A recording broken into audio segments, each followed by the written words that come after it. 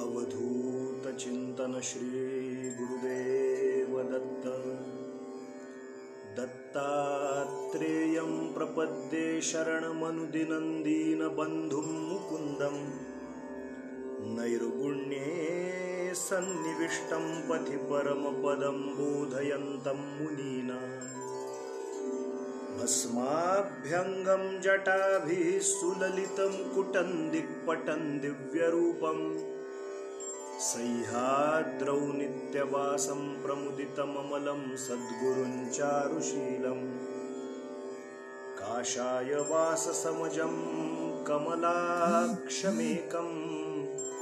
मालाकमण्डलुधरं रमणीयलीलम्। गोष्वानक्रीडनपरं निगमान्तकेलिं। देवत्रयात्मकमहं सततं नतोऽस्मि। कामं कल्पद्रुमो ह्येष साधुवृन्दानुसेवितः। दत्तात्रेयो महायोगी कलौ श्रीपादवल्लभः। सगळ्यांनी भगवान श्री पुरुषोत्तमाची आराधना करायची आहे, उपासना करायची आहे, नामघोष करायचा आहे। गोवर्धनधरं वंदे गोपालं गोपरूपिणं। गोकुलोत्सवमीशानं गोविन्दं गोपिकाप्रियम्। भक्तिर्भवति गोविन्दे पुत्रपौत्रविवर्धिनी।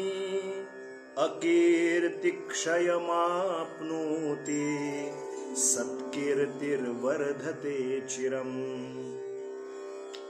सच्चिदानन्दरूपाय विश्वोत्पत्त्यादिहेतवे।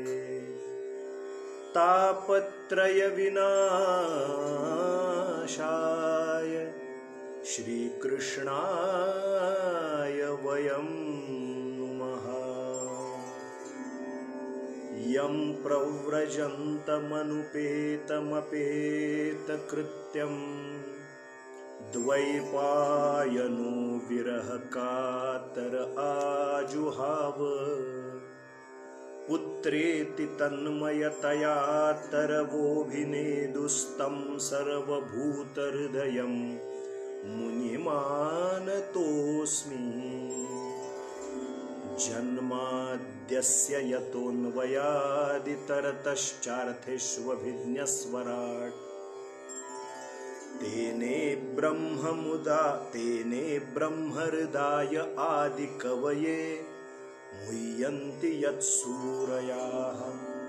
तेजो वारिमृदां यथा विनिमयो यत्र त्रिसर्गो मृषा। धाम्ना स्वेन सदा निरस्तकुहकं सत्यं परं धीमहि। निगमकल्पतरोर्गलितं फलम्। शुकमुखादमृतद्रवसंयुतं। पिबत भागवतं रसमालयं। मुहुरहो रसिका भुवि भावुकाः। गोपाल कृष्ण भगवान की जय। 2 मिनिट गजर करूया। ओम नमो भगवते वासुदेवाय जप करूया। मी इथून म्हणतोय वाडीतून, आपण आपापल्या घरातून म्हणा। टाळी वाजवता आली तर टाळी वाजवून नामस्मरण करा। मग आजच्या विषयाकडे वळूया।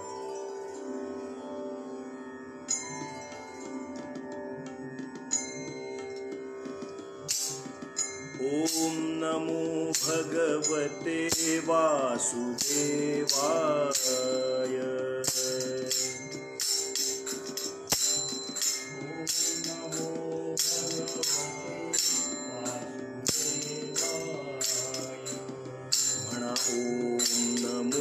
भगवते वासुदेवाय।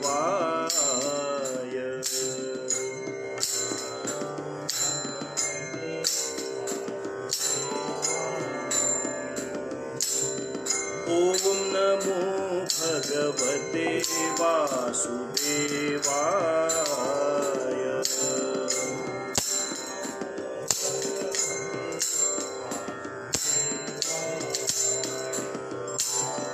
ओम नमो भगवते वासुदेवाय। ओम नमो भगवते वासुदेवाय। ओम नमो भगवते वासुदेवाय। म्हणा ओम नमो भगवते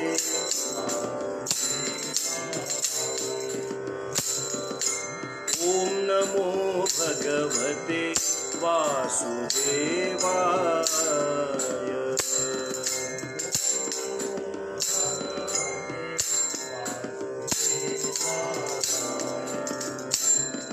ओम नमो भगवते वासुदेवाय।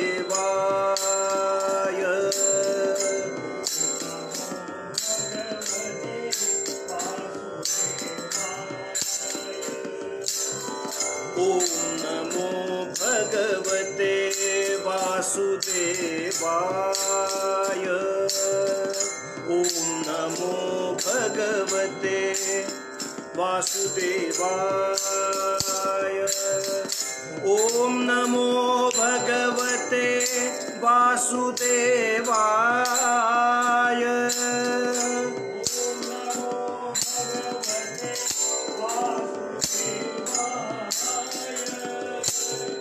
ओम नमो भगवते वासुदेवाय।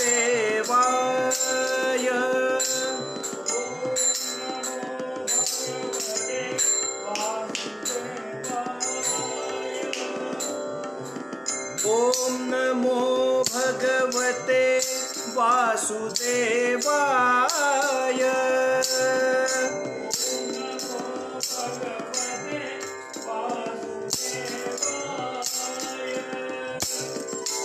ओम नमो भगवते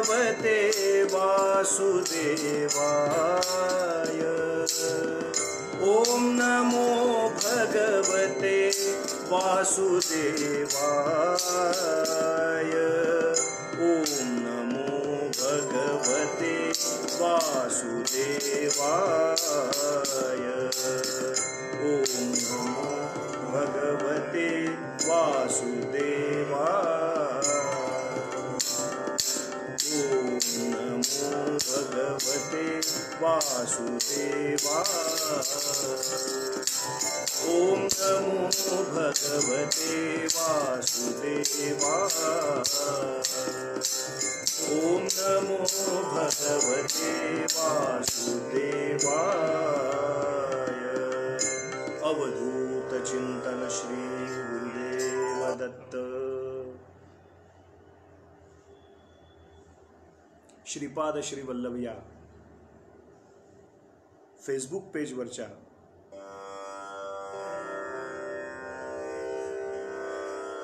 सर्व सदस्यांना,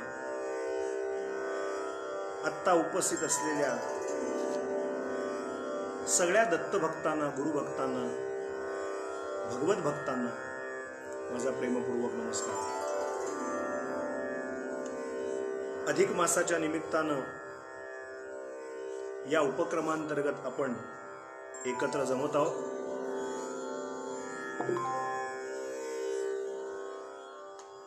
फेसबुकच्या माध्यमातून आत्ता जे बघतायत ती सगळी मंडळी आणि यूट्यूबच्या माध्यमातून हा व्हिडिओ अधिकाधिक संख्येनं लोक पाहतायत। दत्त महाराजांची अशी कृपा आहे किंवा आपल्या सर्वांचं असं प्रेम आहे की रोजचा हा आपला व्हिडिओ 8 ते 10,000 लोक न चुकता पाहतायत। म्हणजे इतक्या लोकांपर्यंत अधिक मासाचा हा सत्संग पोहोचतोय ही भगवान दत्तात्रेयांची, श्रीपाद श्री वल्लभांची परिपूर्ण कृपा आहे, गोपालकृष्णांची कृपा आहे असं मी समजतो। त्यामुळं जे आत्ता इथे उपस्थित आहेत त्यांना आणि जे यूट्यूबच्या माध्यमातून हा व्हिडिओ बघतायत किंवा बघतील त्या सगळ्या दत्तभक्तांना, गुरुभक्तांना पुन्हा एकदा माझा प्रेमपूर्वक नमस्कार. आपला मूळ विषय असा चालू आहे. अधिक महिना चालू आहे, मलमास चालू आहे आणि त्या मलमासाच्या निमित्तानं विचार करत असताना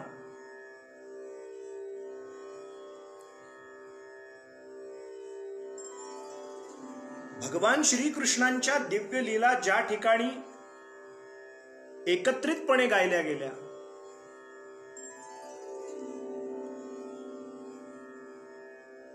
रसोवई सहा असं ज्याचं वर्णन करून ठेवलं गेलं, तो श्रीकृष्णचंद्र परमात्मा त्याच्याविषयी काहीतरी लिहा म्हणून जेव्हा देवर्षी नारदांनी महर्षी वेदव्यासांना सांगितलं, तेव्हा बद्रिकाश्रमामध्ये देवर्षी नारदांच्या सांगण्यानुसार जे दिव्य महापुराण लिहिलं गेलं, ते दिव्य महापुराण म्हणजे श्रीमद भागवत.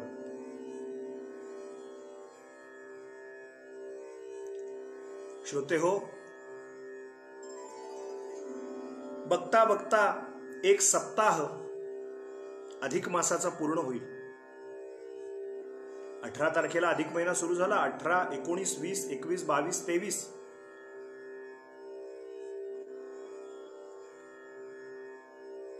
क्षणामागून क्षण असेच निघून जातात. दिसा मागून दिवस असाच निघून जातो. मग सप्ताह जातो, मग पक्ष जातो, मग मास जातो आणि त्या प्रत्येक क्षणाची किंमत आपल्याला ओळखता यावी म्हणून श्रीमद भागवत हा ग्रंथ आहे. गेल्या 3-4 दिवसामध्ये हे मिळालेलं दुर्लभ शरीर रोज उपासना करताना संध्याकाळी आपण एक प्रार्थना करतो.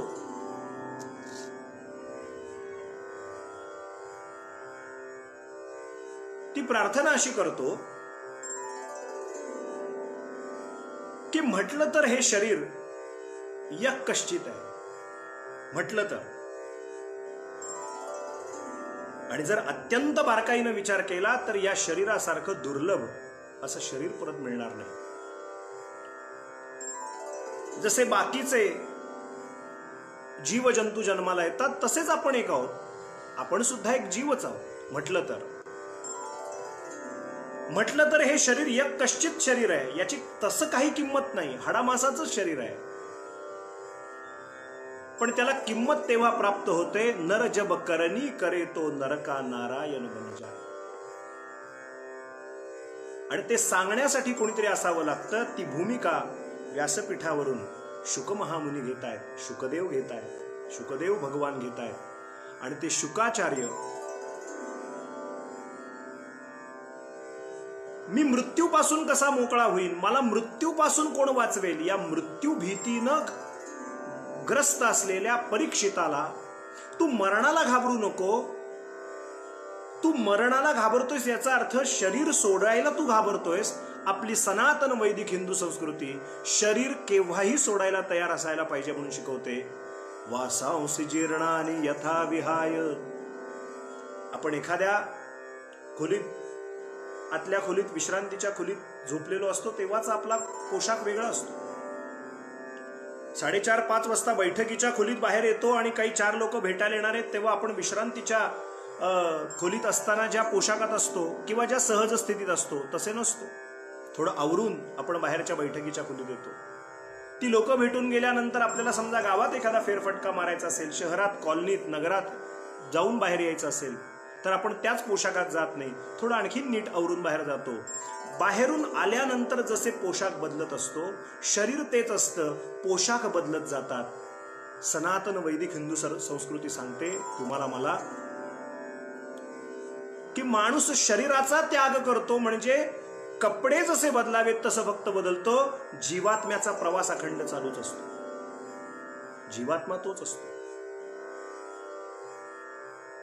म्हणून तू मरणाला घाबरत असशील तर हे शरीर सोडायला घाबरतोयस आणि इथे चूक आहे तत्वज्ञान दृष्ट्या. मी तुला जर आता अशा पद्धतीची जर काही योजना करून दिली आणि मग की जेणेकरून तू साक्षात्कारी होशील, कृष्ण स्वरूपामध्ये विलीन होशील, त्याला ती कल्पना पटली, आवडली आणि मग जो दिव्य सत्संग सुरू झाला तो गंगेच्या किनाऱ्यावर सुरू झाला, असं आपण गेल्या 2-3 दिवसात पाहतोय. हे का सांगतोय? काही काही लोक नव्यानं पुन्हा सहभागी होत आहेत, किंवा हा व्हिडिओ नंतर 8-8, 10-10 हजार लोक पाहतात, तेव्हा त्यांना त्याची लिंक लागावी, थोडंसं लक्षात यावं की काय चालू होता विषय आणि आता कुठे चाललाय. जे नित्य श्रवण करतायत त्यांच्यासाठी नाहीच आहे मुळी, त्यांच्यासाठी उजळणी म्हणूया फार फार तर थोडीशी. पण जे नव्यानं पुन्हा पुन्हा हे व्हिडिओ पाहतील, आणखीन आनंदाची गोष्ट आपल्याला जाता जाता सांगतो.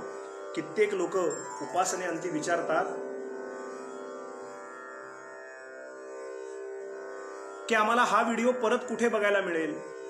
जेव्हा मी संध्याकाळच्या उपासनेत सांगतो 7:05 ते 8:15 दरम्यान की उद्या पुन्हा 5 वाजता श्रीपाद श्रीवल्लभ पेजवर भेटूया भागवताचा विषय घेऊन, तेव्हा काही जणांनी काल कमेंट्स केले की आम्हाला कालचे परवाचे भाग कसे बघता येतील.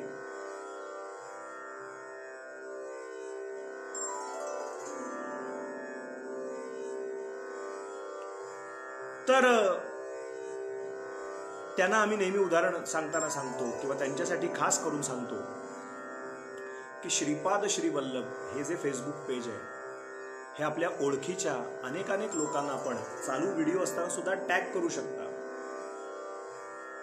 ते टॅग केल्यानंतर त्यांना तिथे श्रीपाद श्रीवल्लभ हे पेज दिसेल आणि ते सुद्धा यात अधिकाधिक संख्येनं सहभाग घेऊ शकतात. एक ज्यांना अगदीच कल्पना नाही त्यांच्यासाठी ते केवळ लाईक करायचं एवढ्यासाठी की लाईक केल्यानंतर पुढचे नोटिफिकेशन्स आपल्याला मिळतील, ते लाईक करा.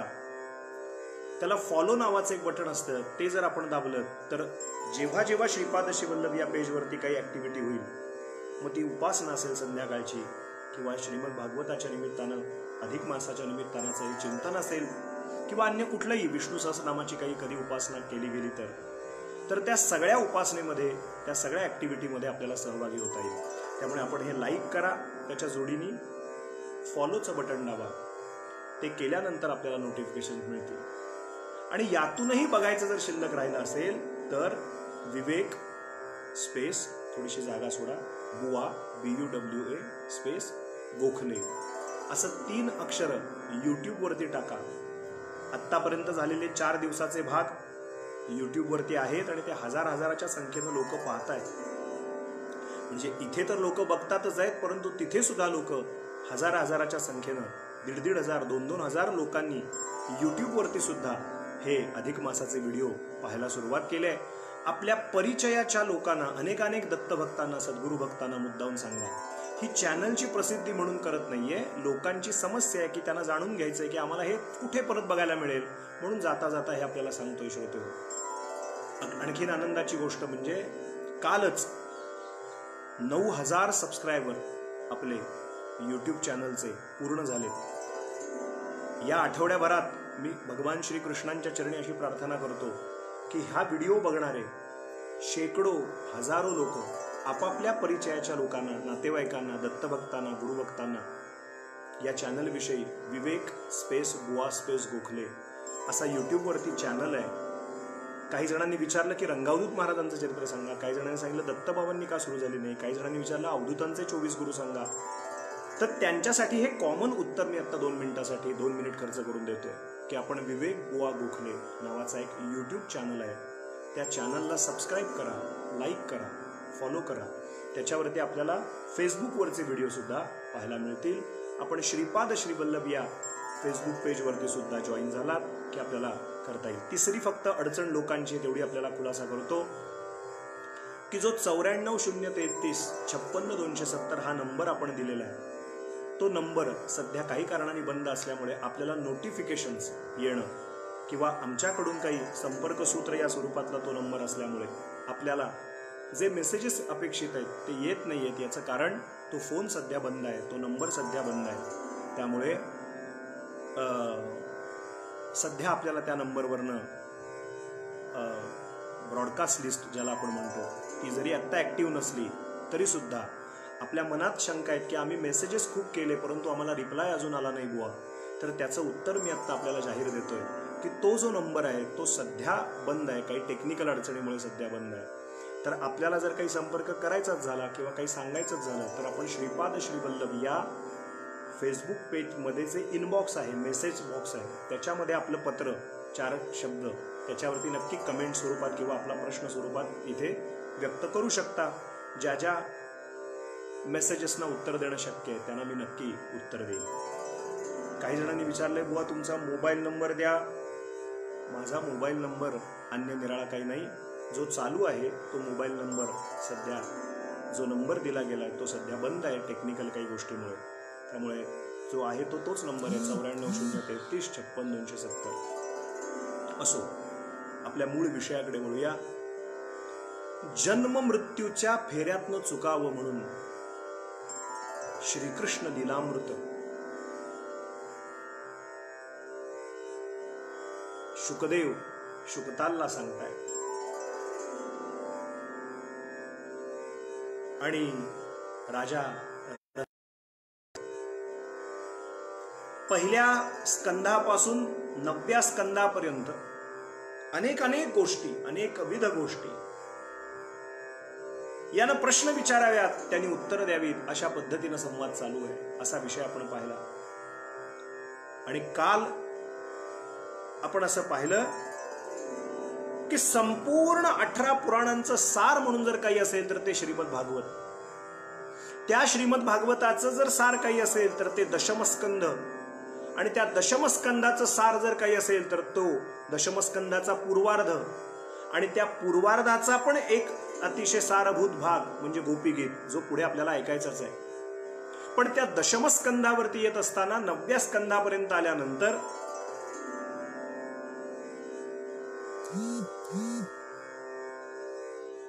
त्या परीक्षितानं प्रश्न विचारलाय, महाराज कथितो वंश विस्तारो भवता सोम सूर्ययोः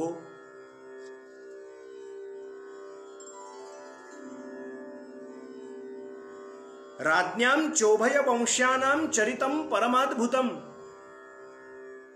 मला तुम्ही सूर्यवंश सांगितले, मला तुम्ही चंद्रवंश सांगितले. महाराज मला आता ज्याच्या कृपेमुळे मी जन्माला आलो त्याच्याबद्दल जरा मला आता सांगा.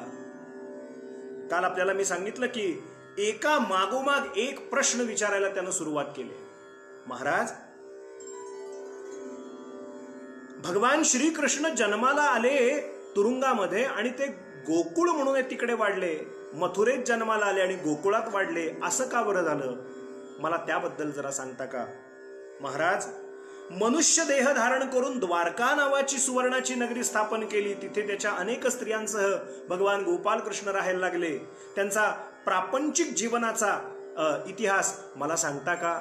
महाराज, भगवान श्रीकृष्णच नव्हे तर श्रीकृष्णांचे अनेक मित्र झाले. त्या मित्रांच्या कथा मला सांगता का? एका मागोमाग एक प्रश्न जेव्हा त्यांनी विचारायला सुरुवात केली त्यावेळेला सूत म्हणतात, शौनकादी ऋषींना नैमिषारण्यात, लोक हो, ऋषी हो, काय प्रकार घडला? भगवंताच्या भक्तात अग्रगण्य असलेल्या शुकमहामुनींनी त्या राजाचे ते प्रश्न ऐकले आणि कलिमल नाश करणाऱ्या भगवान श्रीकृष्णांच्या दिव्य चरित्राचं गायन करायला सुरुवात केली. तत्पूर्वी एक महत्वाचा मोलाचा प्रश्न त्याला विचारला. राजा, तुला तहान भूक काही लागली का? बघ, निद्रा येते का? कारण कीर्तनाला, कथेला बसलं की झोप लगेच येते माणसाला. कीर्तनकार मंडळींचा हा ठरलेला एक विषय असतो. कीर्तनाला बसला माणूस की माणूस लगेच झोपेला येतो, डोळे पेंगायला लागतात आणि तो म्हणतो, तुम्ही म्हणतात ते आम्हाला सगळं मान्य आहे. तुला झोप आली आहे का? तुला काही शरीर धर्म आहे का? तुला भूक लागली आहे का? तुला तहान लागली आहे का? एकदा प्रश्न विचारला, हलवून खुंटा बळकट करणं म्हणतात तसं केलं. पुन्हा एकदा विचारलं. काय उत्तर दिलंय आमच्या या परीक्षितानं?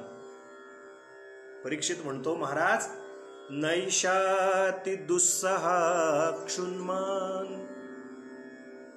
त्यक्तोत मपि बाधते पिबन्तं त्वं मुखाम्बोज च्युतं हरिकथामृतं नैशाती, आता मला कुठलाही त्रास होत नाही. नैशाती दुस्सहा क्षुन्मान, मला भूक बाधत नाही.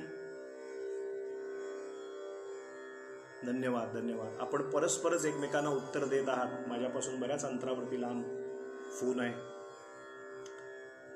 ही गंमत आहे टेक्नॉलॉजीची थोडीशी. खरं तर मी जिथे बसलोय तिथे बसलेल्या ठिकाणाहून आवाज वाढवावा अशी काही यंत्रणा नाहीये माझ्याकडे. म्हणजे आपण ही एक टेक्निकल गोष्ट आहे, तेवढी समजून घ्यावी. आपण अवश्य कमेंट करा, माझं त्याबद्दल काही मत नाही. पण मी एक वस्तुस्थिती आपल्याला सांगतो जाता जाता की आवाज वाढवा म्हणजे माझ्याकडे इथे कुठलं तरी एखादं बटन आहे आणि मी ते बटन कमी करतोय आवाजाचं, असा त्याचा अर्थ नाहीये. माझ्याकडे कुठलीच अशी यंत्रणा नाहीये की आवाज कमी करावा किंवा आवाज वाढवावा. मी आहे तसंच बोलतोय. पण माझ्या एकंदरीत या लॉकडाऊनच्या काळात लक्षात आलं फेसबुक लाईव्ह करताना की लोकांच्या संमिश्र प्रतिक्रिया येतात. त्यामुळे कुठल्या कमेंटकडे लक्ष देऊन कृती करावी हेच कळेनासं होतं. काही जण लिहितात आवाज कमी येतोय, काही जण म्हणतात पिक्चर पुढे मागे होत आहे, काही जण म्हणतात आवाज खूप येतोय, काही जण म्हणतात आवाजच येत नाही. त्यामुळे शेवटी असं वाटतं की आपण आपलं बोलत राहावं, कारण संमिश्र अशा प्रतिक्रिया येतात. परंतु त्याचं तात्पर्य अर्थ मी आपल्याला सांगतो, जे मला लक्षात येतंय ते असं आहे, आपण सगळे आता इंटरनेटच्या थ्रू आपण एकमेकाशी जोडले जातोय. ज्याच्याकडे इंटरनेटचा जेवढा केवढा फ्लक्च्युएशन असेल, ज्या पद्धतीचं इंटरनेट असेल, फास्ट असेल, तर आपल्याला कंटिन्युटीने ऐकायला मिळेल. काही जण जर फोनच्या इंटरनेटमधनं ऐकत असतील, म्हणजे काय म्हणूया नंबरवरनं, म्हणजे वायफाय नाही, साधं आपल्या फोनच्या इंटरनेटवरनं जर इंटरनेट ॲक्सेस करत असतील, तर कधी कधी वातावरणातल्या रेंजच्या फ्लक्च्युएशनमुळे कधी कधी आवाज कमी जास्त होतो. त्यामुळे जे श्रवण करणारे श्रोते आहेत त्यांनी ही टेक्निकल गोष्ट लक्षात ठेवा की थोडंसं इंटरनेटचं जर काही कमी जास्त झालं आपापल्या घरातलं, तर घरातल्या इंटरनेट प्रॉब्लेममुळे आपल्याला ते कमी जास्त ऐकायला येत आहे किंवा तुटक ऐकायला येत आहे. आपल्याला माझ्याकडे ती अशी कुठली यंत्रणा नाही की मी मुद्दाहून काहीतरी तुटक आवाज आपल्याला पोचावा आणि आवाज कमी व्हावा म्हणून काहीतरी करतोय. तर माझ्याकडनं मी 100 नाही 200% देण्याचा प्रयत्न करतोय. परंतु आपल्याकडच्या इंटरनेट प्रॉब्लेममुळे कदाचित त्यात अडचण असेल तर ती इग्नोर करा, तिकडे दुर्लक्ष करा. 1-2 मिनिटं पेशन्स ठेवा, थोडेसे येईल पुन्हा इंटरनेट, पुन्हा आपल्याला ऐकायला मिळेल. तर हे मला एक सांगावंसं वाटलं म्हणून आत्ता जाता सांगितलं. आपलं मूळ कथेतलं लक्ष जाऊ नये. आपलं लक्ष फक्त कथेकडे ठेवा. आहे त्या उपरोक्त वेळेत आपल्याला कथा पुढे सरकवायची आहे, कथा पुढे न्यायची आहे, श्रीमद भागवताचं अनुषंगानं स्मरण करायचं आहे. 2 क्षण भजन करूया. थोडा हा व्यत्यय आल्यामुळं. काषाय वस्त्रं करदंडधारिणं कमण्डलुं पद्मकरेण शङ्खं चक्रं गदाभूषितभूषणाढ्यं श्रीपादराजं शरणं प्रपद्ये. काषाय वस्त्रं करदंडधारिणं कमण्डलुं पद्मकरेण शङ्खं चक्रं गदाभूषितभूषणाढ्यं श्रीपादराजं शरणं प्रपद्ये. काषाय वस्त्रं करदण्डधारिणं कमण्डलुं पद्मकरेण शङ्खं चक्रं गदाभूषितभूषणाढ्यं श्रीपादराजं शरणं प्रपद्ये. अवधूत चिंतन श्री गुरुदेव दत्त. श्रीपाद श्री वल्लभ श्री नृसिंह सरस्वती स्वामी महाराज की. राजा परीक्षितानं जेव्हा प्रश्न विचारला त्यावेळेला शुकदेव महामुनींना अत्यानंद झाला आणि ते म्हणाले, तुला नक्की आता कुठलाही शरीर धर्म नाही, देहधर्म नाही, अजिबात नाही म्हणा. सूत म्हणतात त्या राजाची ती तळमळ लक्षी घेता शुकदेवांना इतकी आनंदाची उकळी फुटली. ते म्हणाले, आता कृष्ण चरित्र सांगताना माझी वाचा अनावर होईल. त्यामुळे आता तू शरीराचे सगळे कान करून ऐक आणि मी आत्यंतिक तळमळीनं, आत्यंतिक शुद्धांतःकरणानं भगवान श्री गोपालकृष्णांच्या दिव्य अशा लीला तुला सांगतो. राजा, सम्यक व्यवसिता बुद्धिस्तव राजर्षी सत्तम, वासुदेव कथायांते यज्जाता नैष्ठिकी रतिः. वासुदेव कथा प्रश्नः पुरुषां स्त्रीन् पुनातिः, वक्तारं पृच्छकं श्रोतृंस्तत्पादसलिलं यथा. या भागवताच्या श्लोकावरती काल सविस्तारानं विवरण केलेलं आहे. ज्यांनी कालचा भाग पाहिला नसेल त्यांनी कालचं फेसबुक लाईव्ह बघा किंवा यूट्यूब चॅनलवरती व्हिडिओ बघा. वासुदेवाची कथा 3 लोकांना पावन करते. 1 वक्तारम, वक्त्याला पावन करते. 2 पृच्छकम म्हणजे प्रश्नकर्त्याला तारते. आणि 3 श्रोता, वक्ता, श्रोता आणि प्रश्नकर्ता या 3 लोकांना वासुदेवाची कथा तारते. राजा, तू भाग्यवान आहेस की तू मला हा प्रश्न विचारलास. कृष्णाष्टमीच्या दिवशी मी बोलताना सहज बोलून गेलो होतो. देवदेवता जेव्हा अवतार घेतात ना, तेव्हा त्या अवताराचे काही काही प्रकार असतात श्रोते. आजच्या दिवशी मी अधिक मासाच्या निमित्तानं आपल्याला त्या अवताराचे प्रकार सांगणार आहे. अंशांशोषस्तथा वेशः कलाः पूर्णः प्रकथ्यते, व्यासाश्चैव स्मृतश्चष्टः परिपूर्णतमः स्वयम्. अंशांशस्तु मरीच्यादिरंशा ब्रह्मदयस्तथा, कला कपिल कूर्माद्या आवेशा भार्गवादयः. पूर्णो नृसिंहरामश्च श्वेतपाधिपो हरिः, वैकुण्ठोऽपि तथा यज्ञो नरनारायण स्मृतः. परिपूर्णतमः साक्षात् कृष्णस्तु भगवान् स्वयं, असंख्य ब्रह्मांड पतिर्गोलोके धान्ति राजते. गोपाल कृष्ण भगवान की जय. खूप वर्णन करून ठेवलं. अंशांश, अंशाचे अंश, अंशांशोषस्तथा वेशः. आवेश, अंश, अंशाचे अंश, आवेश, कला, कलाः पूर्णः प्रकथ्यते, व्यासश्चैव स्मृतश्चष्टः परिपूर्णतमः स्वयं. अंशाचे परत अंश होतात. त्या अंशाचे अंश मरीची इत्यादी, ब्रह्मदेव इत्यादी, कला, कपिल, कला अवतार म्हणजे कपिल अवतार, कूर्म आदी कला अवतारामध्ये, आणि आवेशा भार्गवादयः परशुरामादी, नृसिंहादी आवेश अवतारामध्ये, भैरवनाथ आवेश अवतारात, माता पिता नाहीत, आवेशानं जन्माला झालेले अवतार, आवेश. पूर्णो नृसिंहरामश्च, पूर्ण अवतार कोण? भगवान नृसिंह आणि प्रभू श्री रामचंद्र. श्वेतधापाधिपो हरिः. आणि त्याच्यानंतर वर्णन केलंय, मी थोडक्यात सांगतो. वैकुंठोऽपि तथा यज्ञो नरनारायण स्मृतः. वैकुंठातले काही अवतार आहेत, नरनारायण अवतार. तुम्ही बद्रिकाश्रमात जर गेलात तर बद्रिकाश्रमातल्या नारायणाच्या बाजूला नरनारायणाच्या 2 मूर्ती आहेत. त्या वैकुंठातले अवतार गणले जातात. आणि या सगळ्या अंश, अंशांश, कला, आवेश या सगळ्यांचं वर्णन केल्यानंतर गर्ग संहिता वर्णन करते. गर्ग संहिता अंतर्गत आलेले श्लोक मी आता आपल्याला सांगितले. ते वर्णन करतात. परिपूर्णतम साक्षात कृष्णस्तु भगवान स्वयं. हे सगळे अवतार आहेत, पण परिपूर्णतम साक्षात कृष्णस्तु भगवान स्वयं. भगवान स्वरूपातला जर अवतार कुठला असेल तर ते भगवान गोपाल कृष्ण आहेत. का? कारण असंख्य ब्रह्मांड पतिर्गोलोके धामनी राजते. त्याच्या उदरामध्ये असंख्य ब्रह्मांडाचा तो पती आहे. तो गोलोकात राहणारा जो पुरुषोत्तम आहे, ज्याचं वर्णन आपण अधिक मासाच्या आख्यानात ऐकतोच आहोत रोज. तो पुरुषोत्तम, तो गोपाल कृष्ण, असंख्य ब्रह्मांडाचा अधिपती, तो कसा जन्माला आला असा जर तुझा प्रश्न असेल तर तुला ती महत्वाची गोष्ट सांगतो म्हणाले. आणि शुकदेवांनी सांगायला सुरुवात केली.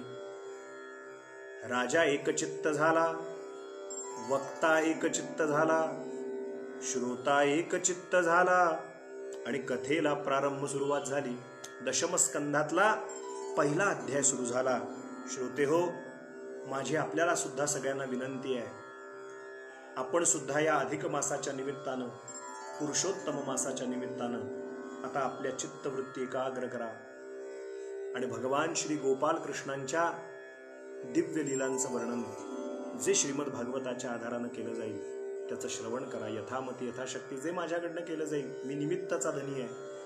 वक्ता आणि श्रोता आपण सगळे मिळून ही सेवा भगवान श्री पुरुषोत्तमाच्या चरणी आजचा भाग संपल्यानंतर अर्पण करायचे आहे. आता हा जो कृष्ण जन्म झाला, या कृष्ण जन्माची थोडी राजकीय पार्श्वभूमी तुमच्या समोर सांगणं फार महत्वाचं आहे. आपला जो पौराणिक ग्रंथ जे असतात, हे जे सगळे महाभारत, रामायण, भागवत आहे, याच्यामध्ये इतिहासाला फार महत्व आहे, भूगोलाला फार महत्व आहे, त्यावेळेचं समाजशास्त्राला फार महत्व आहे, नागरिक शास्त्राला फार महत्व आहे. हे जे आत्ताचे जरी विषय आहेत असं आपल्याला वाटत असलं तरी सुद्धा त्यावेळची भूमिका काय होती, राजकीय स्थिती काय होती, भगवान श्रीकृष्ण परमात्मा जन्माला आले त्यावेळची राजकीय स्थिती काय होती, त्यावेळची भौगोलिक स्थिती काय होती, त्यावेळचे राजे राजवाडे कसे होते, त्यावेळचा पूर्व इतिहास काय होता, याच्याविषयी थोडंसं जाणून घ्यायला पाहिजे. याच्याविषयी मी थोडासा भाग्यवान असं म्हणेन की ज्यांच्या बरोबर मला राहायला मिळालं जमखिंडीला, कर्नाटकात, मुधोळच्या जवळ, ते परम आदरणीय आमचे गुरुजी गोडबोले शास्त्री, नारायण शास्त्री गोडबोले, ज्यांचा नामोच्चार घेताना 10 वेळेला विचार करावा माणसानं, एवढी अधिकार संपन्न व्यक्ती, ज्यांनी श्रीमद भागवताचा एक एक भाग शिकवत असताना, त्यांच्याकडे जाऊन राहत असताना, त्यांचे गुरुजी हे पटवर्धन बुवा म्हणून होते. म्हणजे आमच्या गुरुजींचे गुरुजी हे पटवर्धन बुवा म्हणून होते. त्यावेळेला भारत पारतंत्र्यामध्ये होता. कीर्तनाची उज्ज्वल परंपरा होती, दिव्य परंपरा होती. आणि पटवर्धन बुवांना लोकमान्य टिळकांचा जेव्हा सहवास झाला तेव्हा लोकमान्य टिळकांनी वाईला पटवर्धन बुवांना सांगितलं, दाढी वगैरे अशी मोठी तपस्वी असे पटवर्धन बुवा होते, अतिशय अधिकार संपन्न होते. आमच्या गुरुजींचे ते गुरुजींना पटवर्धन बुवांचा सहवास लाभला, त्यांच्या सहवासात त्यांना राहायला मिळालं. लोकमान्यांनी त्यांना सांगितलं की अहो, देश पारतंत्र्यामध्ये आहे, स्वतंत्र नाही, आणि अशा वेळेला आपण अजूनही पुराणातल्या गोष्टींचा जर संदर्भ सांगतोय, लोकांना धार्मिक भावना त्यांच्या जपूयाच, पण त्याच्याबरोबर त्यांना ऐतिहासिक महत्व पुराणांचं कळू द्या. आणि त्यातून श्रोते हो, राष्ट्रीय कीर्तनाची खरी पहिली ज्योत लावली गेली. राष्ट्रीय कीर्तन, राष्ट्रीय कीर्तनकार किंवा राष्ट्रीय कीर्तन म्हणून ज्याला म्हटलं जातं, त्याचे आद्य प्रणेते जर कोण असतील तर ते पटवर्धन बुवा आहेत असं म्हटलं तर वावगं ठरणार नाही. कारण पटवर्धन बुवांना सांगितलं की तुम्ही आता लोकांना केवळ अध्यात्म न सांगता, अध्यात्माबरोबर त्या पुराणांमध्ये जे वर्णन करून ठेवलंय, ऐतिहासिक संदर्भ, ते लोकांना सांगा आणि जागृत करा. देवदेश धर्माविषयी जागृत करा. आणि मग सूर्यनमस्काराचं महत्व सांगा, समर्थांचे विचार, ओजस्वी तेजस्वी विचार सांगा. हे लोकमान्यांसारख्यांनी जेव्हा पटवर्धन बुवांना सांगितलं, तेव्हा पटवर्धन बुवांनी त्याच आध्यात्मिक संदर्भांना जेव्हा राजकीय पद्धतीनं सांगायला सुरुवात केली, तेव्हा लोकांच्या डोक्यामध्ये प्रकाश पडायला लागला. आणि त्या अशा थोर गुरूंकडे शिकलेले आमचे गुरुजी नारायण शास्त्री गोडबोले, त्यांनी तीच दृष्टी, मी असं म्हणत नाही सर्वार्थानं ती माझ्याकडे आली, परंतु तीच दृष्टी त्यांनी दिली की ते म्हणाले, रुक्मिणी स्वयंवर, मी थोडं आउट ऑफ द वे जाऊन सांगतोय, थोडंसं बाजूला जाऊन सांगतोय आपल्याला, की रुक्मिणी स्वयंवरामध्ये तीच रुक्मिणी पत्र पाठवते आणि भगवान गोपाल कृष्ण आले आणि त्यांचा रुक्मिणी विवाह झाला. हे श्रीमद भागवताचे अनेक भागवत सप्ताहकार सांगतात, त्या पद्धतीचा सप्ताह झाला. परंतु तो पौराणिक संदर्भ झाला, आध्यात्मिक स्तरावरचा. आता त्यालाच राजकीय स्वरूप कसं होतं तर इकडे महाराष्ट्र आणि तिकडे सौराष्ट्र. सौराष्ट्र आणि महाराष्ट्र एक यावं म्हणून तो संबंध होता. हे भौगोलिक राजकारण त्यातलं लक्षात घेतलं पाहिजे. म्हणजे थोड्या वेळापूर्वी आध्यात्मिक रुक्मिणी स्वयंवर सांगणारे पटवर्धन बुवा किंवा आमचे गोडबोले शास्त्री थोड्याच अंतरानंतर दुसऱ्या गावामध्ये राजकीय पद्धतीचं रुक्मिणी स्वयंवर सांगायचे. त्यालाही लोक राष्ट्रीय कीर्तनाला गर्दी करायचे. ही कीर्तनाची आणि कीर्तनाच्या गादीची ताकद आहे, लक्षात घ्या श्रोते. त्यामुळे हे जे सगळे संदर्भ आहेत ना, हे सगळे संदर्भ ऐकत असताना केवळ पौराणिक काहीतरी गप्पा आपण ऐकतोय किंवा पौराणिक काहीतरी गोष्टी ऐकतोय भागवताच्या अनुषंगाने असं नसून, या त्यावेळेचा भौगोलिक इतिहास, त्यावेळेची भौगोलिक स्थिती, त्यावेळेची ऐतिहासिक परिस्थिती, राजकीय परिस्थिती, त्याचं सुद्धा अवलोकन आपण केलं पाहिजे. अस्तु केवलम. आपण पुढे सरकूया. मुद्दा असा चालू आहे की भगवान गोपाल कृष्ण जन्माला आले तेव्हाची पार्श्वभूमी काय आहे, ऐतिहासिक स्थिती काय आहे, थोडं समजून घेण्यासारखं आहे. राजकारण आहे, लक्षात घेतलं पाहिजे. या संपूर्ण महाभारताचा आत्मा जर काही असेल तर हस्तिनापूर, ज्याला सध्या दिल्ली असं म्हटलं, देहल्ली किंवा दिल्ली असं म्हटलं जातं आत्ता. पण दिल्ली किंवा देहल्ली हे आत्ताचं नाव झालं. पूर्वी त्या नगराला हस्तिनापूर असं म्हटलं जायचं. आणि हस्तिनापुरामध्ये कुरु वंश होता. आणि हे आजच्या दिवशीच्या अधिक मासातला फार महत्वाचा विषय आपल्याला सांगतोय की हस्तिनापुरामध्ये कुरुवंश हा पांडव आणि कौरव यांची इथे सत्ता सुरू झालेली होती. आणि त्यावेळेचं जर भौगोलिक स्वरूप आपण लक्षात घेतलं, राजकीय स्वरूप लक्षात घेतलं नाही तर पंचायत होईल. आज ज्याला आपण केंद्र सत्ता म्हणतो ती जशी दिल्लीमध्ये असते, सेंट्रल गव्हर्नमेंट, केंद्रीय सत्ता म्हणजे दिल्ली, आणि आपण गणराज्य आहोत, रिपब्लिक, आपण गणराज्य आहोत. अमेरिकेमध्ये वेगवेगळे स्टेट्स आहेत आणि ते सगळे स्टेट वेगवेगळे सर्वतंत्र स्वतंत्र आहेत, पण ते युनायटेड स्टेट ऑफ अमेरिका म्हणून एकत्र आहेत. पण भारत हे गणराज्य आहे.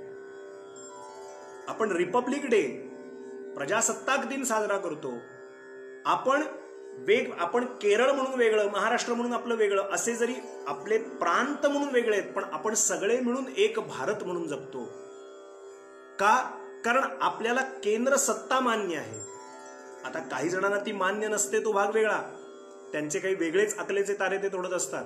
परंतु केंद्र सत्तेनं जे सांगितलं ते राज्यांनी ऐकायचं असतं. किंबहुना राज्य सरकारवरती केंद्र सत्तेचा अंकुश असावा. अंकुश म्हणण्यापेक्षा त्यांच्या मार्गदर्शनाखाली, केंद्राच्या मार्गदर्शनाखाली राज्यांनी चालावं, ही साधारण एक व्यवस्था आहे. मग ही जर आजची व्यवस्था आहे तर पूर्वी सुद्धा तेच होतं. हस्तिनापूर ही केंद्र सत्ता होती आणि त्या केंद्र सत्तेच्या अंतर्गत संपूर्ण भरतखंड हा कार्यान्वित होईल अशी व्यवस्था होती. दुर्दैव असं झालं, किंबहुना बंडखोरी अशी झाली की त्या हस्तिनापुराच्या थोडं वरती, म्हणजे ज्याला मगध प्रांत म्हटला जातो, मी पुन्हा प्रांताचं नाव सांगतो, मगध प्रांत. हस्तिनापुराच्या वरती थोडासा प्रांत मगध प्रांत. त्या मगध प्रांतामध्ये म्हणजे सध्याचं बिहार, तिथे एक राजा होऊन गेला. त्याचा आणि कृष्णाचं कधीच सख्य जमलं नाही. त्याचा जन्म कसा झाला, त्याच्या राण्या कोण कोण होत्या, त्याला संतती काय झाली, त्याचं वर्णन भागवतात स्वतंत्रपणे आलेलं आहे. परंतु त्या राजाचं नाव मी आपल्याला जाता जाता सांगतो. त्या राजाचं नाव होतं जरासंध. त्या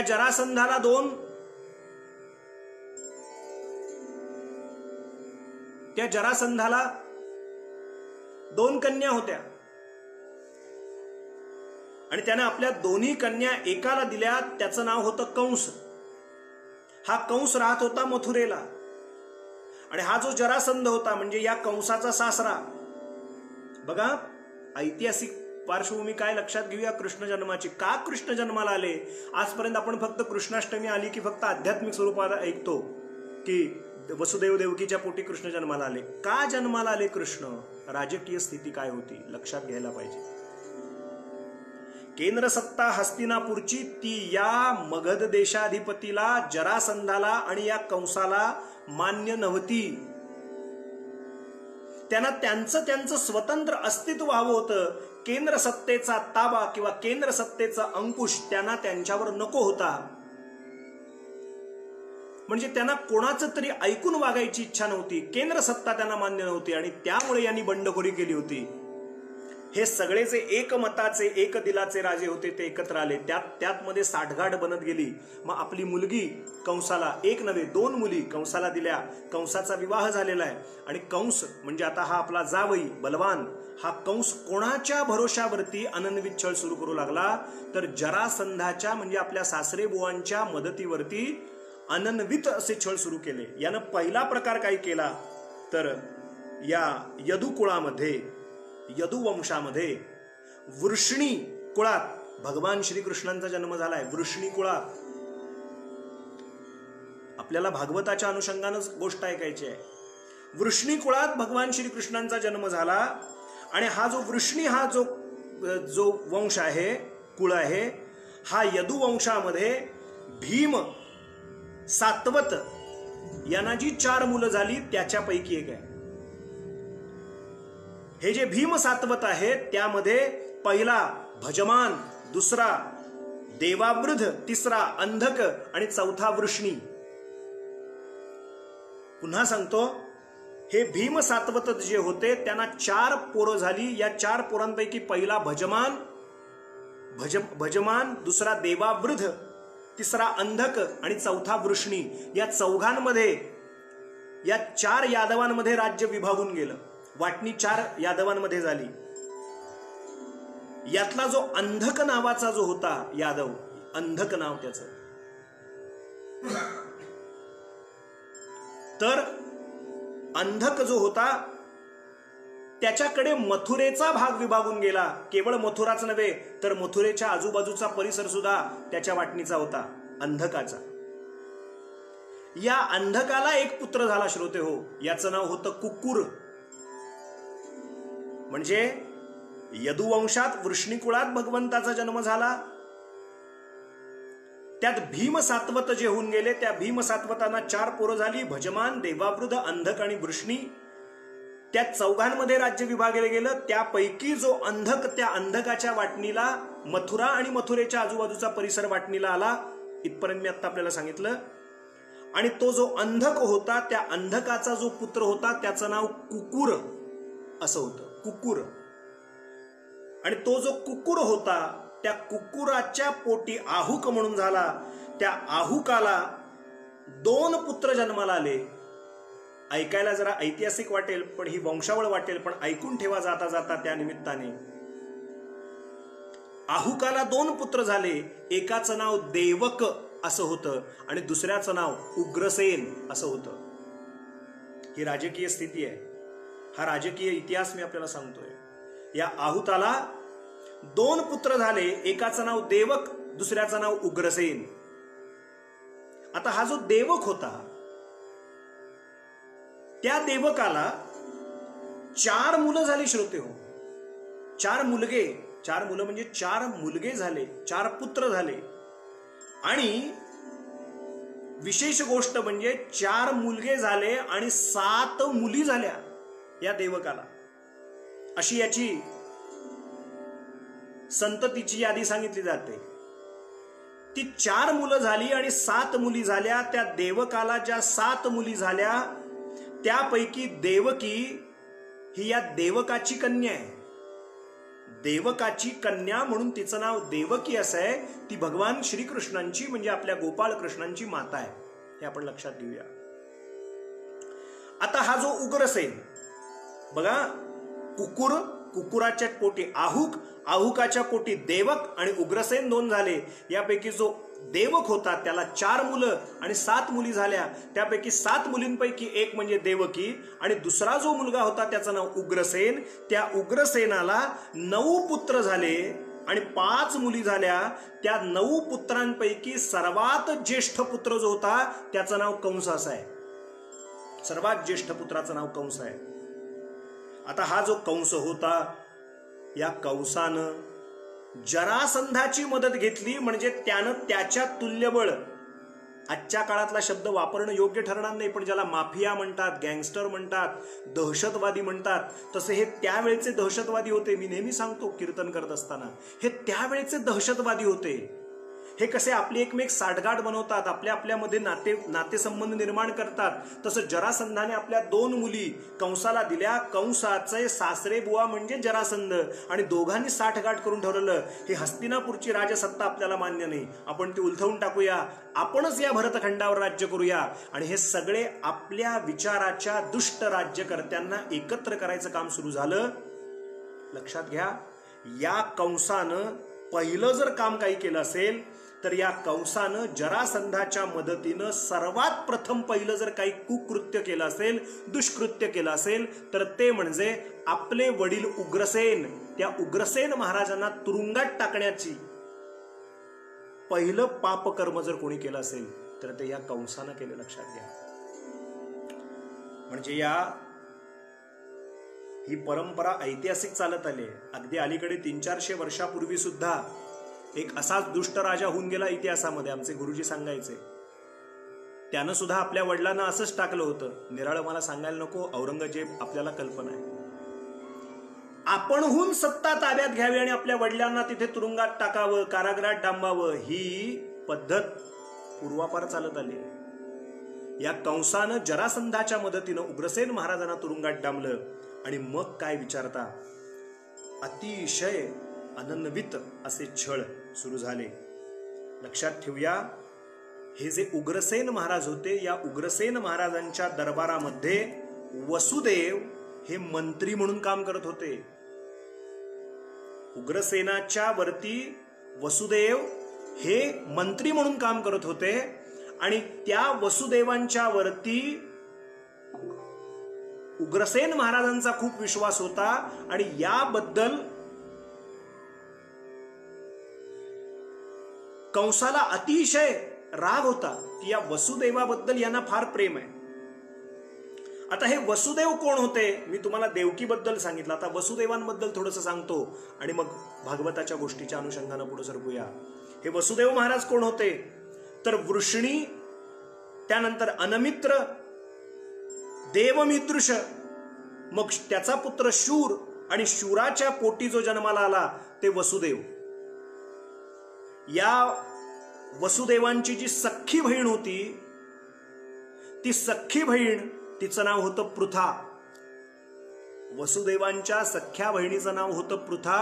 आणि ही पृथा म्हणजेच पांडवांपैकी पहिले जे 3 पांडव आहेत, युधिष्ठिर, राजा युधिष्ठिर, भीम आणि अर्जुन यांची माता.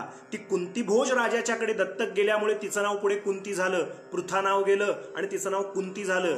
ती वसुदेवाची सख्खी बहीण आहे, म्हणजे कृष्णांची आत्या आहे. हा इतिहास आपण श्रोते हो लक्षात ठेवला पाहिजे. हे जे वसुदेव महाराज आहेत ना, या वसुदेवांना देवकी बरोबर त्यांचा विवाह झाला, पण त्याच्या आधी रोहिणी नावाची त्यांची एक पत्नी होती. आणि रोहिणी देवकीसह त्यांना 7 भार्या होत्या, असं वर्णन श्रीमद भागवत करतं. आता मी आपल्याला वसुदेव महाराजांचा इतिहास सांगितला, रोहिणी देवकीसह 7 भार्या होत्या ते सांगितलं, उग्रसेन महाराजांचा इतिहास सांगितला, त्यावेळची राजकीय स्थिती आपल्याला सांगितली. असं वर्णन आहे. त्राही त्राही करून सोडलं, त्राही त्राही करून सोडलं. श्रीमद भागवतात वर्णन करून ठेवलेलं आहे. तेच वर्णन भूमिर्दृप्तं नृपव्याज दैत्यानिक शतायुतैः. शब्दप्रयोग काय केलाय भागवतकारांनी बघा. आक्रांता भूरी भारेण ब्रह्माणं शरणं ययौ.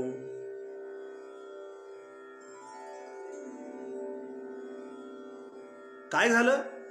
भूमिर्दृप्तं नृपव्याज दैत्यानिक शतायुतैः आक्रांता भूरी भारेण. हे जे आक्रांता यायला लागले या भरत भूमीवरती, आक्रमण करणारे दुष्ट पापी, अनाचारी, स्वैराचारी त्यांनी गो हत्या सुरू केल्या, यज्ञशाळा बंद पाडल्या, ब्राह्मणांची हत्या सुरू केली, विद्वान लोक जिथे कुठे ज्ञान लालसेने एकत्र जमतायत त्यांचे ती ज्ञान मंदिर बंद करून टाकली, वाचनालय उद्ध्वस्त केली, बाग बगीचे उद्ध्वस्त केले.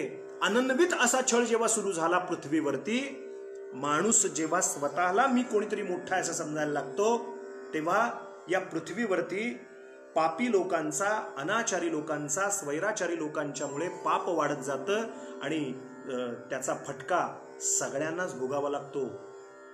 वाळल्याबरोबर ओलं जळतं म्हणतात ना, त्यातला प्रकार सुरू झाला.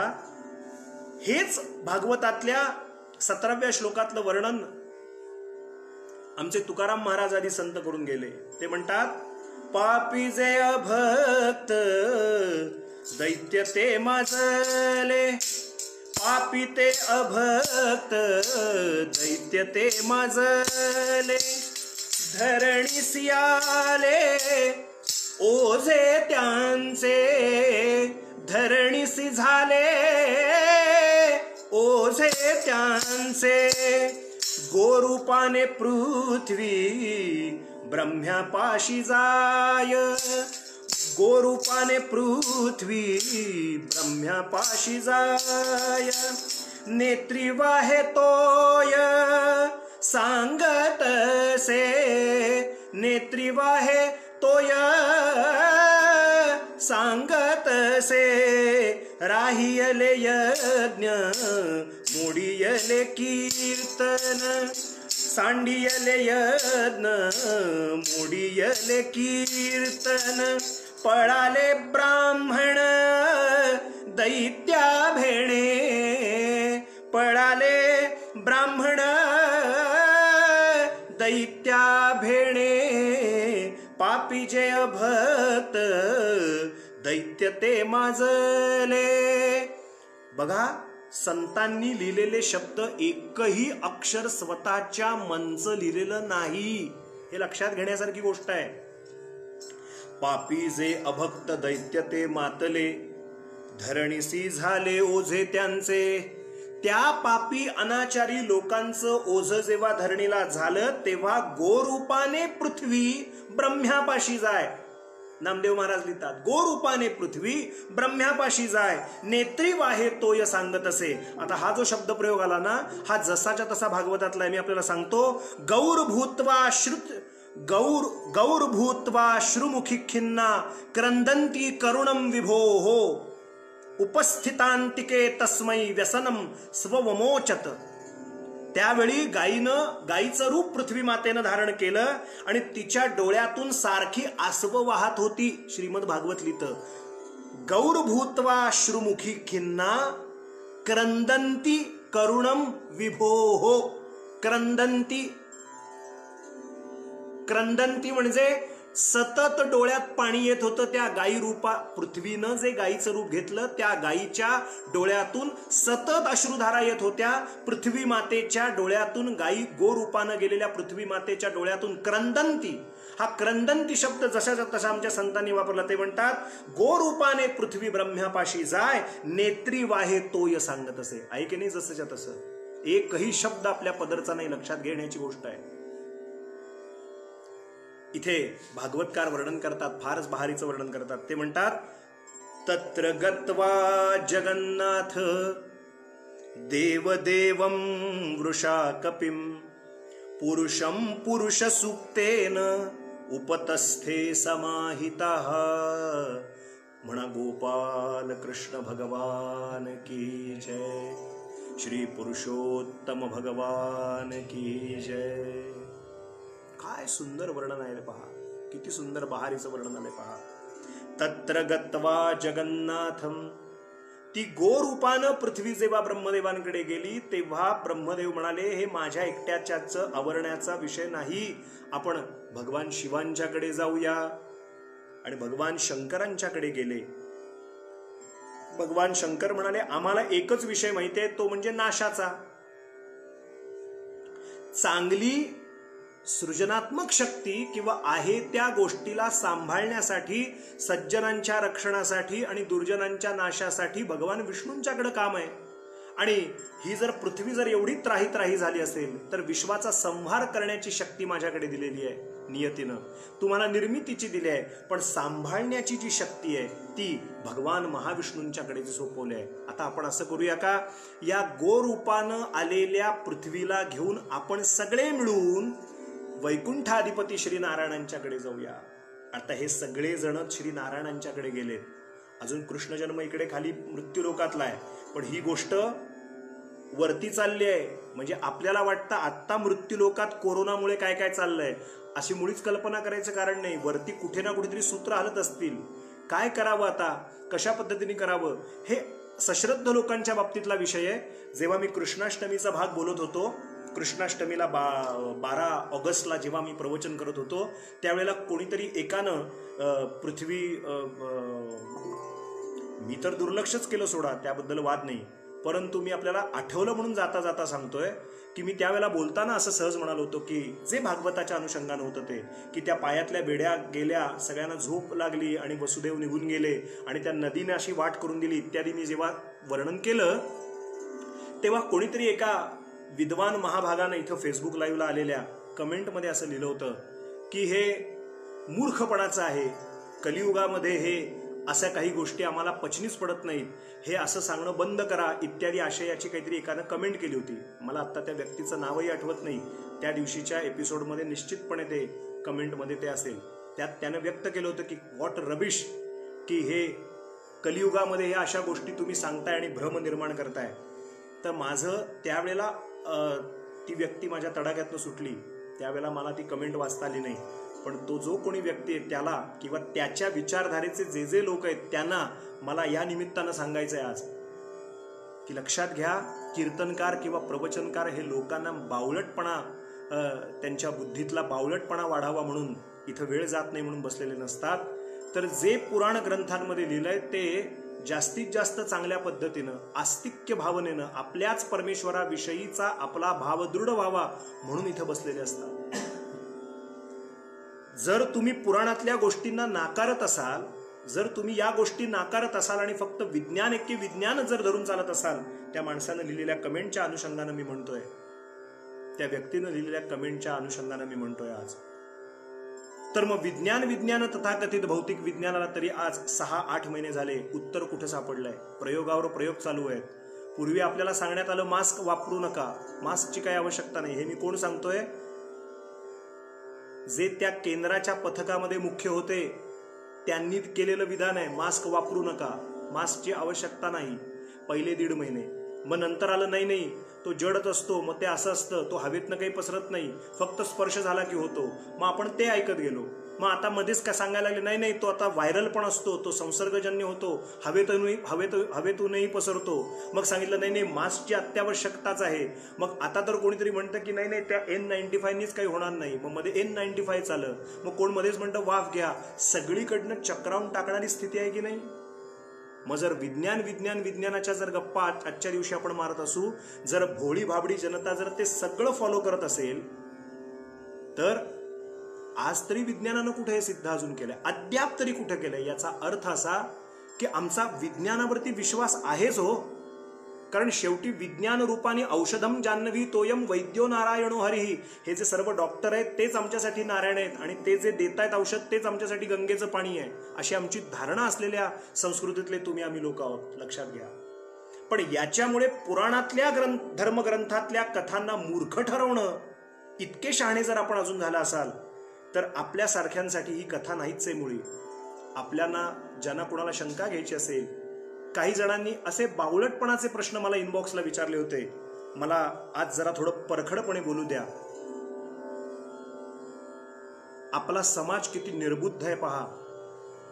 किंवा थोडं उलट म्हणतो, सुधारलो या नावाखाली किती मूर्खपणाचा कळस आपण गाठलाय असं म्हणूया पाहिजे. तर थोडं परखड वाटेल, पण एका महाभागाने मला इनबॉक्समध्ये असं लिहिलेलं होतं की गुरुजी त्या कंसाला डोक्याचा भागच नव्हता. जेव्हा मी कृष्णाष्टमीचा एपिसोड केला त्या अनुषंगानं सांगतोय आज मी पुन्हा मुळातनं कृष्णाष्टमीचं जन्माख्यान आपल्याला सांगतोय, कृष्ण जन्माचं. जर ते कोणी महाभाग ऐकत असतील तर त्यांनी ऐकून घ्यावं.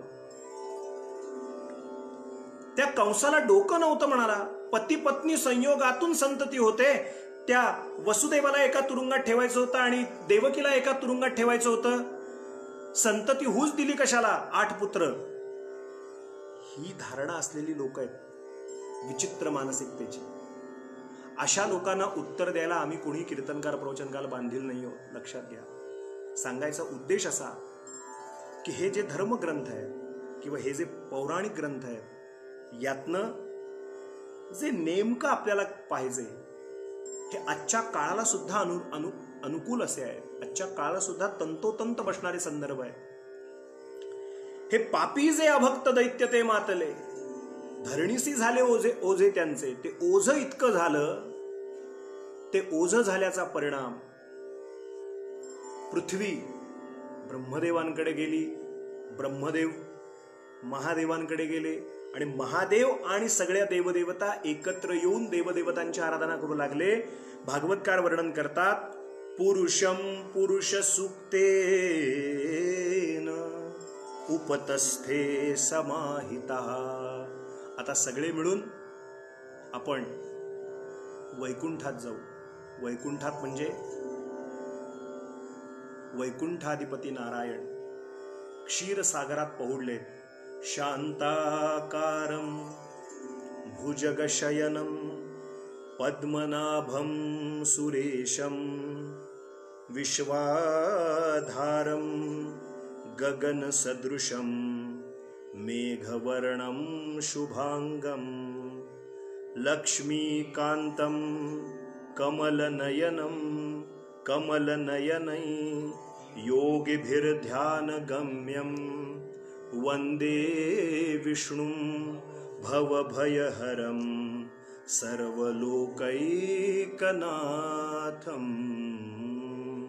गोपाल कृष्ण भगवान की जय. त्या पृथ्वी मातेला पाहिलं आणि भगवान विष्णूंनी डोळे उघडले आणि पहिला प्रश्न विचारला, का आलाय तुम्ही सगळे? पुरुषम पुरुष सुक्तेन सहस्र शीर्षा पुरुष सहस्राक्ष सहस्रपात. पुरुषाला पुरुष सुक्तानं स्तुती सुरू केली. पुरुषम पुरुष सुक्तेन उपतस्थे समाहितः. भगवान महादेवांना पुरुष असं म्हटलंय. पुरुषम, लक्षात घ्या गंमत, पुरुषम पुरुष सुक्तेन तत्पुरुषाय विद्महे महादेवाय धीमहि तन्नो रुद्र प्रचोदयात. रुद्र म्हणजे पुरुष. तत्पुरुषाय म्हणून भागवतकार लिहितात पुरुषम पुरुष सुक्तेन. पुरुषाने पुरुष सुक्ताने उपस्थित देवतांच्या सहकार्यानं भगवान महाविष्णूंची आराधना सुरू केली.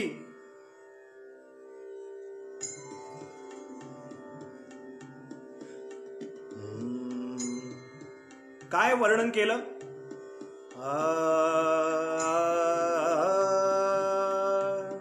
नारायणा रमा रमणा नारायणा रमा रमणा मधुसूदना मनमोहना मधुसूदना मनमोहना करुणा करा रे नारायणा रमा रमणा नारायणा मधुसूदना. हो मधुसूदना मनमोहना करुणा करा रे नारायणा रमा रमणा नारायणा रमा रमणा नारायणा. धाव आता श्रीहरी झडकरी बलसागर गोविंदा. धाव आता श्रीहरी झडकरी बलसागर गोविंदा. बलसागर गोविंदा. धाव आता श्रीहरी झडकरी बलसागर गोविंदा. तुझिया चरणी सादर वंदन, तुझिया चरणी सादर वंदन, करितो परमानंदा, करितो परमानंदा. दे प्रकाशा व्यंकटेशा, जगताच्या आनंदा.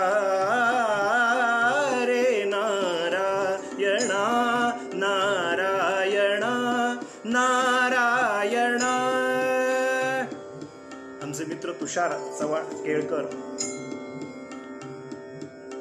धप धप पम गरे ग ग ग गरे, मगरे गरे सानी धनी रे, गरे सानी धनी रे रे रे रे रे ग ग ग म म प धप धप पधनी धप पधनी सारे निधप. नारायणा नारायणा नारायणा. गोपाल कृष्ण भगवान की जय. धावा सुरू केला आणि भगवान प्रगट झाले आणि भगवंतांनी प्रार्थना केली. ते म्हणतात, मी उद्भवेन यदुचाच कुळीज सारे, सारे तुम्ही सुरही यादव व्हा पसारे. मारून दुष्ट करू पालन सज्जनांचे, हे ऐकता सुरसमुच्चय सज्जनाचे. गोपाल कृष्ण भगवान की जय. मी उद्भवेन यदुचाच कुळी जसारे, मी जसा यदुकुळात जन्माला येईन तस सारे तुम्ही सुरही यादव व्हा पसारे. मी जसा यदुकुळात जन्माला येईन तसं तुम्ही सुद्धा यदुकुळात गोकुळात आधीच जन्माला जा, पुढे वा. काय करू आपण सगळे मिळून? मारून दुष्ट करू पालन सज्जनांचे. आपण सगळ्या दुष्टांचा निपात करू आणि सज्जनांचं रक्षण करू.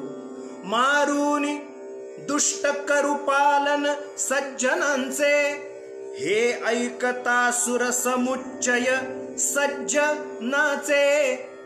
ते सगळे सुरसमुच्चय म्हणजे सगळे देवदेवता तिथे एकत्र जमले होते. ते सगळे नाचायला लागले. सुरसमुच्चय सज्ज नाचे, सज्जनांचे सज्ज नाचे. शब्दातली गंमत आहे. आता इकडे गंमत घडली. काय गंमत घडली? मगाशी मी आपल्याला भारताची ऐतिहासिक राजकीय पार्श्वभूमी आपल्याला समजावून सांगितली होती. आणि त्या अनुषंगाने जर विचार आपण केला तर भागवतकार सुद्धा तेच वर्णन करतात. शूरसेनो यदुपतीर. अजून अध्याय पहिलाच चाललाय श्रीमद भागवतातला बरं का. 27व्या श्लोकात वर्णन करतात, शूरसेनो यदुपतीर मथुरामावसत्पुरीम माथुरान शूरसेनांश्च विषयान बुबुजे पुरा. गोपाल कृष्ण भगवान की जय. बघा, उग्रसेनाचा पुत्र कंस त्यानं उग्रसेनाला तुरुंगात टाकला असं मगाशीच मी आपल्याला सांगितलं. पण जो देवक होता त्या देवकाची जी कन्या तिचं नाव देवकी, ती देवकी कोणाला द्यावं? उग्रसेन तनया अजि देवकी. उग्रसेन तनया अजि देवकी. नेमिला वरतिला वसुदेवकी. तो वसुदेव नावाचा जो यांचा सेनापती होता, मंत्री होता, या वसुदेवाला आपली देवकी नावाची पुतणी द्यावी असं उग्रसेनाच्या मनात होतं. आणि तो विवाह काय झालं होतं की कंसानं उग्रसेनांना तुरुंगात टाकल्यामुळे कंसाच्या विरोधात जरा लाट पसरली होती, विरोधाची लाट पसरली होती. आता ते सगळं धुवून काढायचं असेल तर ही राजकारणी लोक फार हुशार असतात बरं का. एखाद दुसऱ्या अशा काही गोष्टी आणतात की त्यांच्या विषयीची विरोधाची लाट दूर करण्यासाठी ते काही ना काहीतरी क्लुप्त्या युक्त्या प्रयुक्त्या करत असतात. त्यानं काय केलं आमच्या पठडीमध्ये वर्णन केलंय.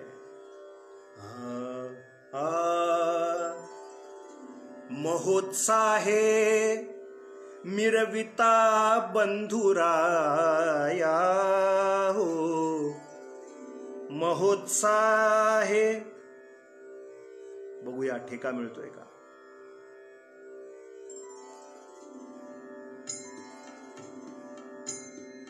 महोत्साहे मिरविता बंधुराया, महोत्साहे मिरविता बंधुराया, महोत्साहे मिरविता बंधुराया. थोर वाटे आनंद कंसराया, ओ महोत्साहे. रथी सारथी आपण जाहलासे, रथी सारथी आपण जाहलासे. करी कौतुक ते थोर महोल्लासे, ओ महोत्साहे, महोत्साहे, महोत्साहे. गोपाल कृष्ण भगवान की जय. महोत्साहानं आपल्या बहिणीचा विवाह वसुदेव महाराजांशी करायचं असं ठरवलं. आणि मग चमत्कार घडला. काय चमत्कार घडला. पूर्वी लग्नाचा कार्यक्रम 16 दिवस चालायचा म्हणून त्याला सोहळा असं म्हणायचे. आता कीर्तनी धाटणीतलं वाक्य सांगतो. सध्या आता तो कोरोना काळात तर विषयच संपला. आता तर एक निमित्तच झालं. नातेवाईक बोलवायचे नसतील आणि जरा हा खर्च वाचवायचा असेल तर आता काय सध्या कोरोना चाललाय, एकत्र जमायचं नाहीये, 10 लोकांशिवाय जास्ती कोणी जमायचं नाहीये. आता तर निमित्तच झालं कोरोनाचं. पण तरीही वर्तमान काळामध्ये पूर्वीसारखं आता 16 दिवस 4 मांडवी आधी या, 7 मांडवी आधी या, 8 मांडवी आधी या, हे आता काही शिल्लक राहिलं नाही. घरात ते सगळे पदार्थ एकत्रित जमून करणे वगैरे आता विषय शिल्लक राहिला नाही. आता सगळ्याच्या उक्त ऑर्डर दिली जाते. केवळ पूर्वीच्या काळात ते होतं 8 दिवस आधीपासून नातेवाईक यायचे, 12 दिवस आधीपासून घरात नातेवाईक यायचे, मग लिस्ट व्हायची, कार्यक्रमाची गडबड असायची. आता कीर्तनी धाटणीमध्ये आम्ही कीर्तनकार मंडळी सांगताना सांगतो, सध्याचं लग्न म्हणजे सकाळी धामधूम कार्यालय घेतलेलं असतं. 40,000 रुपये, 60,000 रुपये, 80,000 रुपये पर डे. त्याचं भाडंच असतं 80,000, 70,000. त्यामुळे तेवढ्या वेळेतच बसवायचं असतं. सकाळी 7 वाजता तुम्हाला कार्यालय मिळेल, संध्याकाळी 5 वाजता कार्यालय मोकळं झालं पाहिजे. सकाळी 7 ते संध्याकाळी 5, फार फार तर 5:30 एवढ्या वेळापुरतं तुमचं ते भाडं 60,000 आहे, 70,000 आहे. या सगळ्यामध्ये ते दोन्हीकडचे नातेवाईक एकत्र येतात. त्यामुळे कीर्तनकार आमचे काही बंधू सांगतात, सकाळी धामधूम, सकाळपासून धामधूम, दुपारी टामटूम, दुपारी टामटूम होते म्हणजे दुपारी लग्न लागतं आणि जेवण खाण कडून सगळे निघून जातात. 4:30-5 वाजता ते कार्यालय सोडतात. सकाळी धामधूम, दुपारी टामटूम आणि संध्याकाळी सामसूम, संध्याकाळी सगळी सामसूम. पण पूर्वीच्या काळातली लग्न 16 दिवस चालायची. त्याला सोहळा असं म्हटलंय. देवकी आणि वसुदेव, वसुदेवांना रोहिणी नावाची आणखीन एक पत्नी होती. हे लक्षात घ्या. ही जी रोहिणी होती, कंसाची दहशत होती आणि कंसाचा जरा डोळा वसुदेवांच्या वरती होता की हा उग्रसेन म्हणजे आपल्या वडिलांच्या जवळचा मंत्री आहे. हे असतं बरं का राजकीय क्षेत्रात असं. त्यामुळं हा दुष्ट होता कंस, याच्या नजरेत आपली पत्नी पडू नये म्हणून यानं रोहिणी नावाची आपली पत्नी गोकुळ म्हणून जे अंतर आहे थोड्या अंतरावरती, त्या गोकुळामध्ये नंद बाबा होते पाटील, नंद पाटील. त्यांच्या पत्नीसह वर्तमान यशोदेसह नंद पाटलासह आपली पत्नी रोहिणी तिकडे पाठवलेली होती. हा एक विवाह यांचा चालू होता. या विवाहामध्ये देवकीला आणि यांचा विवाह झाला. याने काय प्रकार केला, स्वतः सारथ्य करायला स्वतः बसला आणि सारथ्य करतोय. रथी सारथी आपण जाहलासे, करी कौतुक ते थोर महुलासे. लोकांनी कौतुक करावं की एवढा मोठा कंस वाटायला दुष्ट आहे, पण आपल्या बहिणीच्या रथाचं सारथ्य स्वतः तो करतोय. वाहवा मिळवण्यासाठी स्वतः सारथी म्हणून बसला. मी आपल्याला जाता जाता फक्त सांगतो, आपण जाता जाता ऐका, आपल्या पुराण काळातली श्रीमंती काय होती. याला हुंडा म्हणायचं नाहीये, याला भेट असं म्हणायचंय. हुंडा विरोधच आहे, पण भेट काय काय दिली. वसुदेव महाराजांना भेट काय दिली देवकीशी विवाह करताना. जाता जाता ऐकून ठेवा, जाता जाता 5:06:25 झाले. जाता जाता ऐका. चतुष्शत पारिबर्हम गजानाम हेममालिनाम अश्वानाम युतम सार्धम रथानांच 6300 दासीनाम सुकुमारीणाम द्वेषते समलंकृते दुहित्रे देवकः प्रादात् याने दुहितृवत्सलः. गोपाल कृष्ण भगवान की जय. काय वर्णन आहे पहा. श्रीमद भागवतकार म्हणतात, त्या देवकाचं आपल्या मुलीवर एवढं प्रेम होतं की त्याने सासरी बोळवण करताना वसुदेव महाराजांच्या बरोबर भेट म्हणून काय काय केलं, तर सोन्याच्या हारांनी अलंकृत असलेले 400 हत्ती, पण कसे, सोन्याच्या अलंकारानं अलंकृत असलेले 400 हत्ती, 15,000 घोडे, सोन्याच्या अलंकार, हे आता चालू ठेवायचं तिकडं. 400 हत्ती, सोन्याच्या अलंकारानं अलंकारित केलेले 15,000 घोडे, 1800 रथ आणि सुंदर सुंदर वस्त्रालंकारांनी युक्त अशा 200 सुकुमार सुंदर अशा दासी भेट म्हणून वसुदेव महाराजांच्या बरोबर पाठवल्या. भागवत काढा आपण. आत्ता मी आपल्याला श्लोक सांगितला. इतकंच नव्हे तर निघण्याच्या वेळी आता यांची वरात निघाली लग्नाची, ज्याचं सारथ्य हा करतोय कंस. वधू आणि वरांचं मंगल होण्यासाठी एकाच वेळेला शंख, नौबती, मृदुंग, दुंदुभी असे नाद सुरू झालेत आणि कंस रस्त्यानं निघालाय. कंस सारथ्य करतोय, सगळी प्रजा पाहते. आता वसुदेव देवकी तिथे बसलेले आहेत मागच्या बाजूला. त्यांनाही तो आश्चर्याचा धक्का होता की कंसासारखा महादुष्ट तो सारथ्य करतोय. त्यानं असं ठरवलं, गावाच्या वेशीपर्यंत मी सारथ्य करीन आणि पुढे आपल्या बहिणीची रवानगी केली जाईल. इतक्यामध्ये एक चमत्कार घडला. या बाकीच्या सगळ्या देवदेवतांना देवाने आधीच वैकुंठातनं यादव व्हायला सांगितलेलं होतं आणि इकडे आता तो प्रसंग घडला. श्रोते हो, महत्वाचा प्रश्न घडला. हा रस्त्यानं निघालाय, सगळेजण चाललेत आणि एवढ्यात चमत्कार घडला. एक आकाशवाणी झाली, पण आकाशवाणी सांगली केंद्र नव्हे, मुंबई केंद्र नव्हे, पुणे केंद्र नव्हे, नाशिक नव्हे, जळगाव नव्हे, बेळगाव नव्हे. कुठलं केंद्र वाजलं? आकाशवाणी, वरचं केंद्र. इतकं वरचं केंद्र की त्या वरच्या केंद्रातूनच आकाशवाणी झाली. गर्भहीचा जो अष्टम, गर्भहीचा जो अष्टम, तो काळ तुझा विनिश्चये जाण. मूर्खा सावध हो रे, मूर्खा सावध हो रे, कंसा हरणार की तुझे प्राण. रामा रामा रामा सीतापते रामा, रामा रामा रामा रघोत्तमा, रामा रामा रामा रामा रघोत्तमा, रामा. गोपाल कृष्ण भगवान की जय. गर्भहीचा जो अष्टम, मूर्खा सावध हो रे कंसा, हरणार की तुझे प्राण. ते शब्द जसे आले आकाशवाणी, वरचं केंद्र एकदम वाजलं आणि त्या वरच्या केंद्रातनच दुंदुबी वाजल्यानंतर आकाशवाणी झाली. अरे तू जिला आत्ता मोठ्या महोत्सवाने घेऊन चाललायस ना, जिला आत्ता मोठ्या महोत्सवाने घेऊन चाललायस ना, तिच्या पोटी जन्माला येणारा 8वा पुत्र, नीट ऐक, तिच्या पोटी जन्माला येणारा 8वा पुत्र, अशी गरजे अंबरी नभोवाणी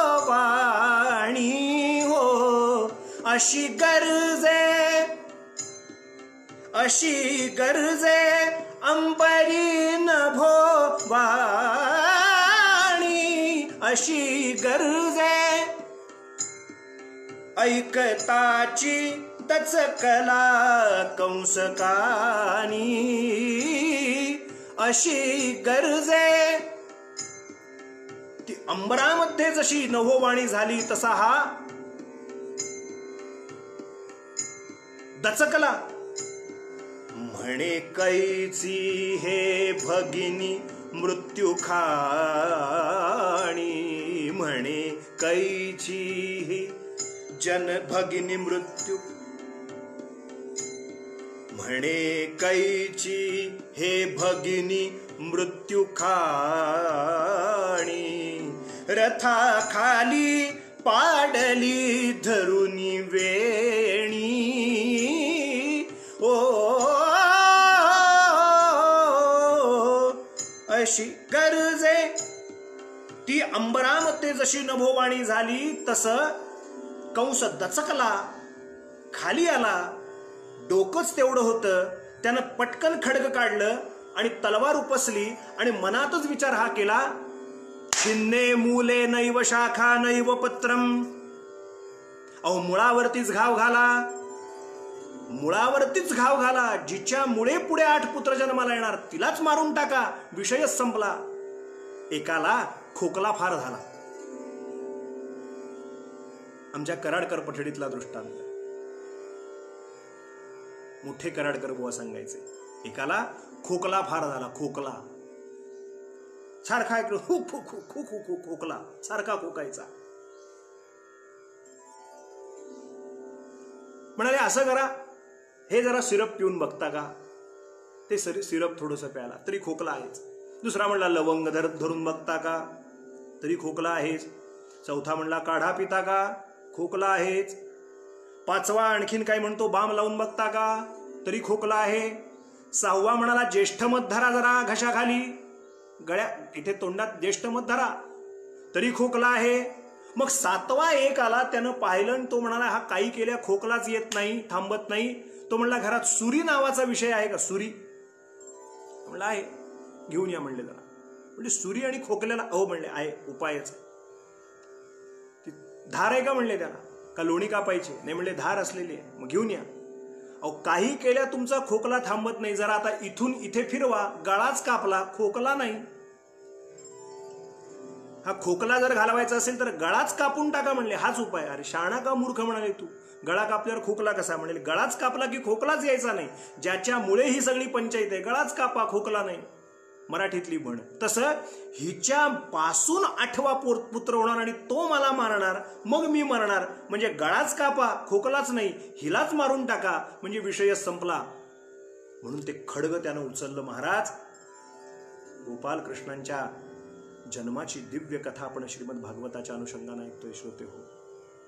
ती तलवार खड्ग उपसलं मात्र पथिप्रग्रहिणं कंसमाभाष्याः शरीरवाक् अस्यात्वामष्टमो गर्भो हंतायाम वहसे बुध. हिचा 8वा पुत्र मला मारेल म्हणून तम जुगुप्सित करमाणम नृशंसं निरपत्रपम वसुदेव महाभाग उवाच परिसांतवयन. या ठिकाणी वसुदेव महाराजांनी पुढाकार घेतला आणि वसुदेवांना पुढाकार घेऊन त्या कंसाचं यथोचित मतपरिवर्तन केलं, मनपरिवर्तन केलं. श्रीमद भागवताच्या अनुषंगानं त्या ठिकाणी वसुदेव महाराजांनी त्या कंसाचं मतपरिवर्तन कसं केलं हे मी उद्याच्या चरित्राख्यानात आपल्याला सांगतो. उद्या पुन्हा 5 वाजता आपण एकत्र जमूया आणि या अधिक मासाच्या निमित्तानं भगवान श्रीकृष्णांच्या दिव्य जन्माख्यानाच्या सह त्यांच्या बाललीला वर्णन केलेल्या दशमस्कंधातल्या पूर्वार्धातला कृष्ण कथेचा आनंद एकत्रितपणे या माध्यमातून घेऊया. आज आपण पृथ्वी मातेनं प्रार्थना कशी केली, शिवांपासून सगळे कसे गेले, देवांनी त्यांना अभयदान कसं दिलं याविषयी सांगितलं.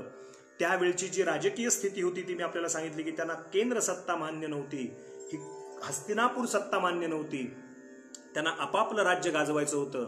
म्हणून हे सगळे पापी अनाचारी एकत्र आले होते आणि यांनी जेव्हा अनन्वित छळ पृथ्वी मातेवर केला तेव्हा पृथ्वी ब्रह्मदेवांकडे गेली, ब्रह्मदेव शंकरांकडे गेले, सगळे देवदेवता मिळून प्रार्थना करून विष्णूंकडे गेले. भगवान महाविष्णूंनी वचन दिलं आणि आता कृष्ण जन्माला सुरुवात झाली. ही जी देवकी होती तिचा मी इतिहास सांगितला, वसुदेव कोण होते यांचा इतिहास आपल्याला सांगितला आणि आता लग्न झालंय, मिरवणूक झाली आणि ऐन मिरवणुकीमध्ये आकाशवाणी झाली आणि हा मारायला निघालाय.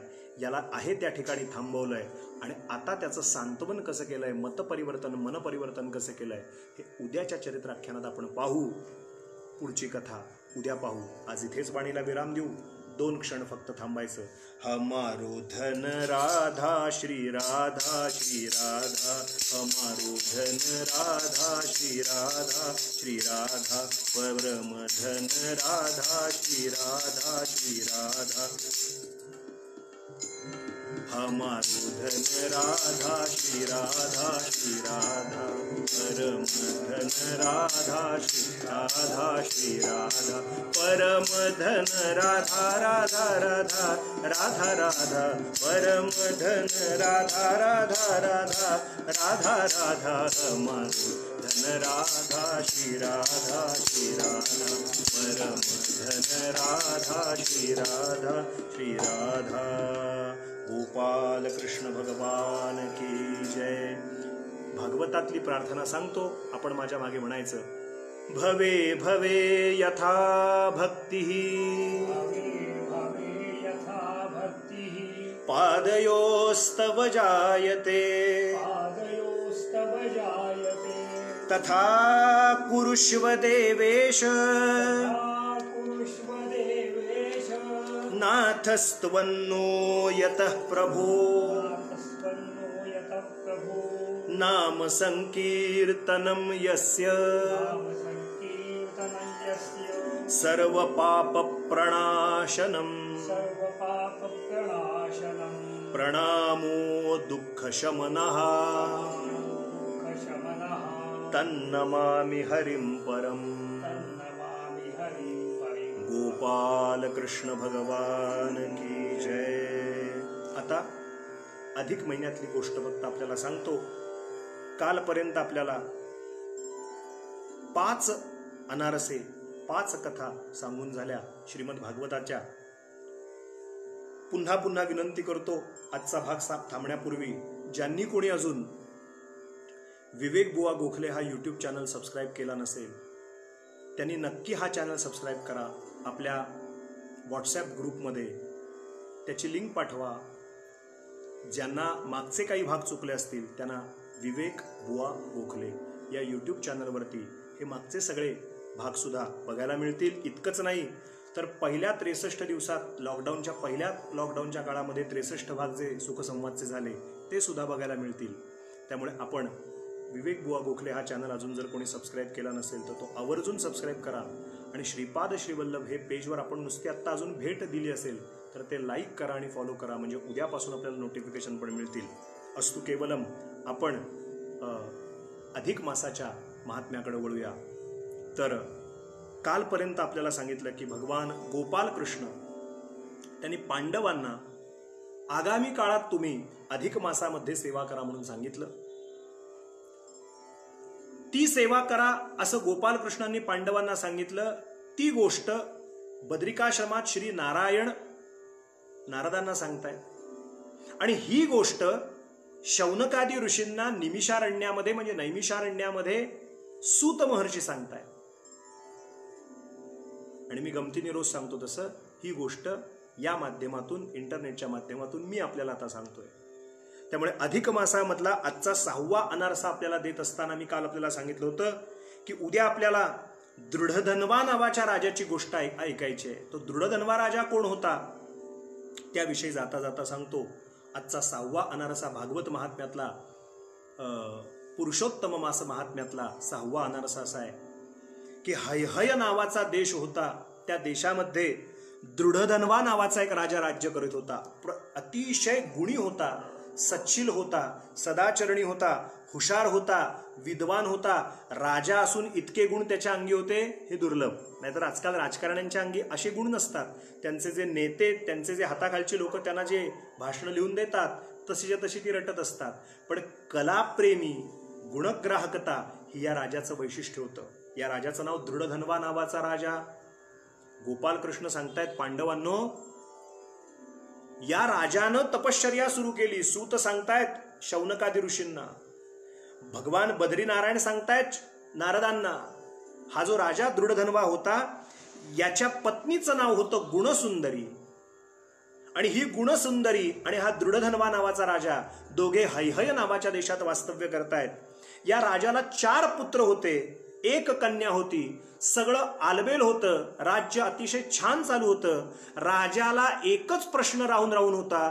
तो प्रश्न ऐकल्यानंतर आपल्याला सुद्धा गंमत वाटेल. जो प्रश्न आपल्याला कधी पडत नाही तो प्रश्न राजाला पडला होता. राजाला प्रश्न कुठला पडला होता सांगू का? राजाला प्रश्न एकच पडला होता. राजा म्हणतो, या जन्मात दृढधन्वा नावाचा राजा झाल्यानंतर मी एकही सत्कर्म केलं नाही, ना कुठले यज्ञ यागादी कर्म केलं, ना कुणाला दान धर्म केलं, ना कुठल्या तीर्थयात्रा केल्या, ना कुठली व्रतवैकल्य केली, ना कुठली अनुष्ठानं केली, ना कुठलं जपजाप्य केलं. मग इतकं सगळं सुख माझ्या पायाशी लोळण का घेतंय? हे सगळं सुखामध्ये मी जे लोळतंय माझ्या हातापायाशी,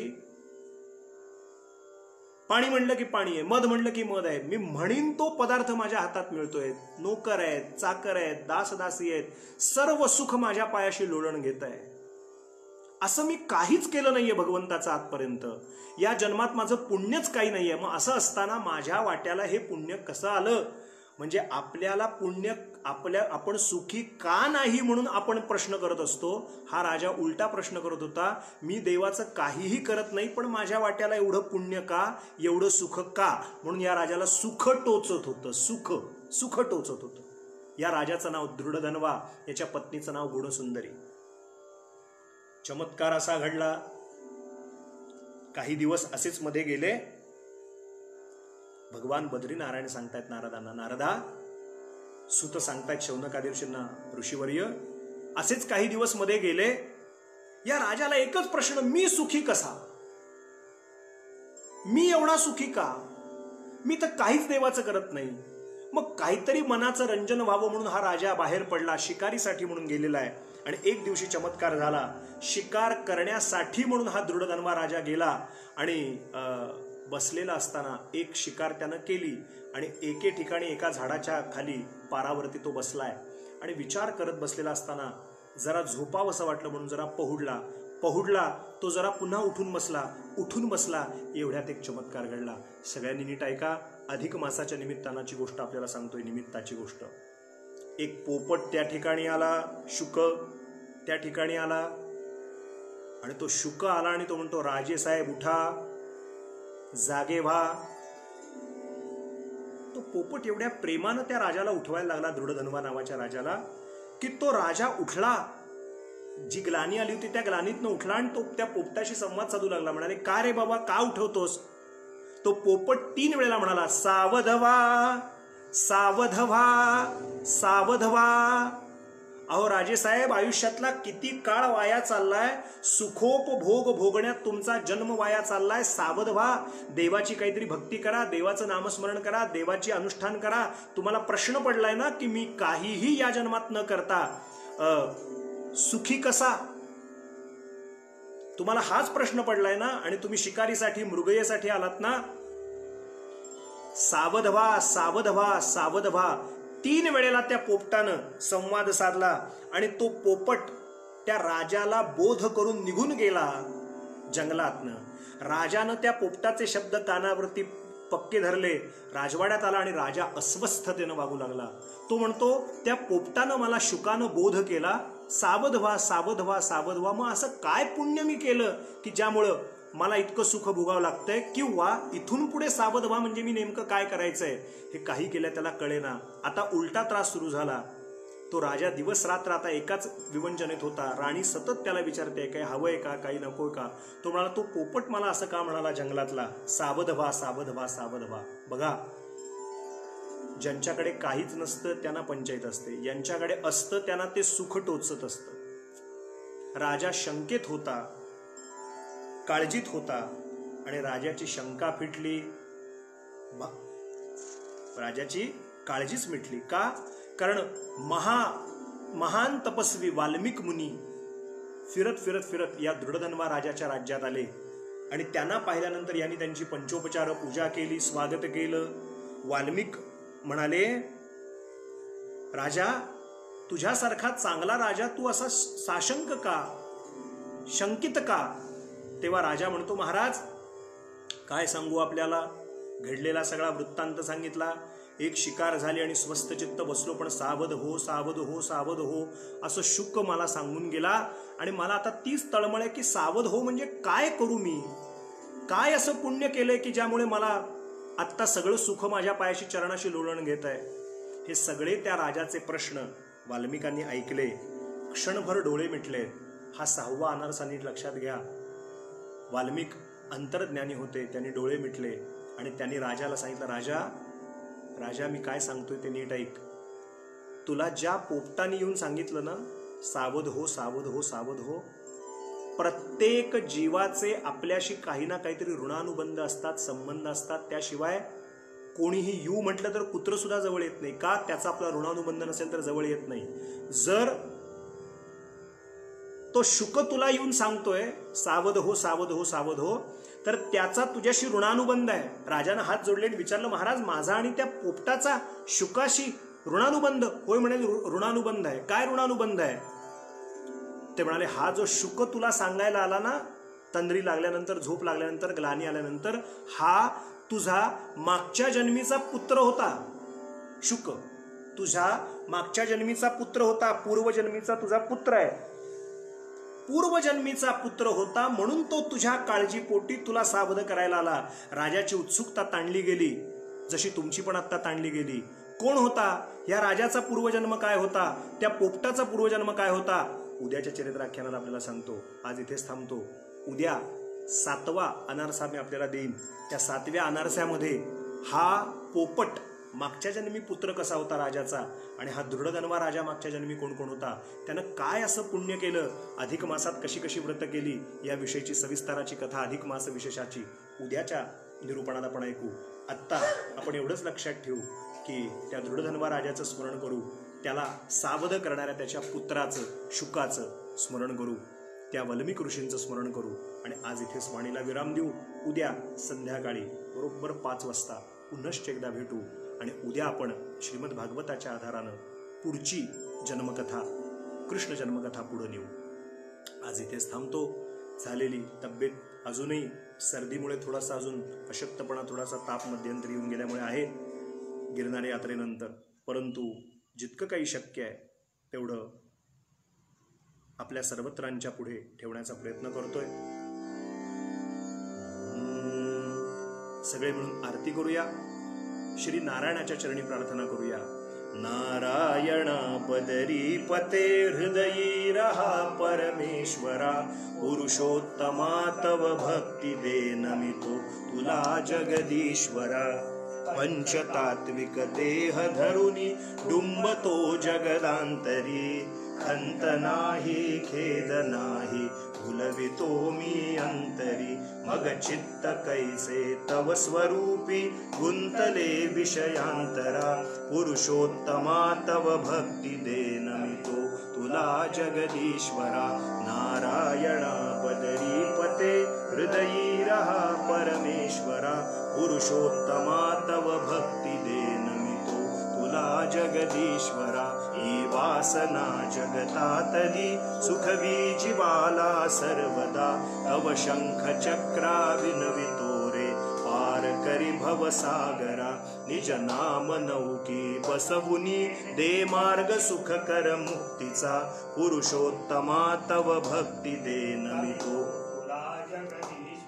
नारायण बदरी पते हृदयी रहा परमेश्वरा पुरुषोत्तमा तव भक्ती दे नमितो तुला जगदीश्वरा स्वानंद कंदा ईश्वरा वससी कणी जगदांतरा ना कळे तव तत्व पुरुषा मिसळले सर्वांतरा दृष्टी देवुनि तव स्वरूपी शांतवी करुणा करा पुरुषोत्तमा तव भक्ती दे नमितो तुला जगदीश्वरा नारायणा बदरी पते हृदयी रहा परमेश्वरा पुरुषोत्तमा तव भक्ती दे नमितो तुला जगदीश्वरा पुष्प जीवन उधळुनी घे तूच तुझला श्रीहरी शक्ती भक्ती मुक्ती अवघी उलसते तव अंतरी भक्ती गंगे उडवुनी मग तृप्त करी शारंधरा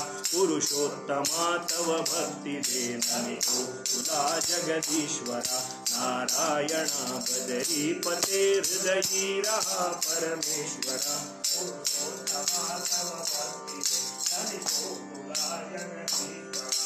स्वरूप स्वरूपी एक होते प्रेम गंगा वाहते आत्मज्योती ज्योत मिळते एक स्वरूप चिराहते मी पणे हे ना कळे तव खेळ हा योगेश्वरा पुरुषोत्तमा तव भक्ती दे नमितो तुला जगदीश्वरा नारायणा बदरी पते हृदयी रहा परमेश्वरा पुरुषोत्तमा तव भक्ती दे नमितो तुला जगदीश्वरा नमितो तुला जगदीश्वरा नमितो तुला जगदीश्वरा बोल बद्री विशाल भगवान की जय किशन कन्हैया लाल की जय राधा रानी सरकार की जय ओवाळू आरती मदन गोपाळा ओवाळू आरती मदन गोपाळा श्याम सुंदर गळा श्याम सुंदर गळा श्याम सुंदर गळा वैजयंती माळा ओवाळू आरती मदन गोपाळा ओवाळू आरती मदन चरण कमल जाचे अति सुकुमार ध्वज वज्रांकुश ब्रीदाचे तोडर ओवाळू आरती मदन गोपाळा ओवाळू आरती मदन गोपाळा नाभी कमल जाचे ब्रह्मयाचे स्थान हृदयी पदक शोभे श्री वत्सलांचन ओवाळू आरती मदन गोपाळा मुख कमल पाहता सूर्याची कोटी वेधियले मानस हरपली दृष्टी ओवाळू आरती मदन गोपाळा जडित मुकुट ज्याचा दैदिप्यमान तेणे तेजे कोंदले अवघे त्रिभुवन ओवाळू आरती मदन गोपाळा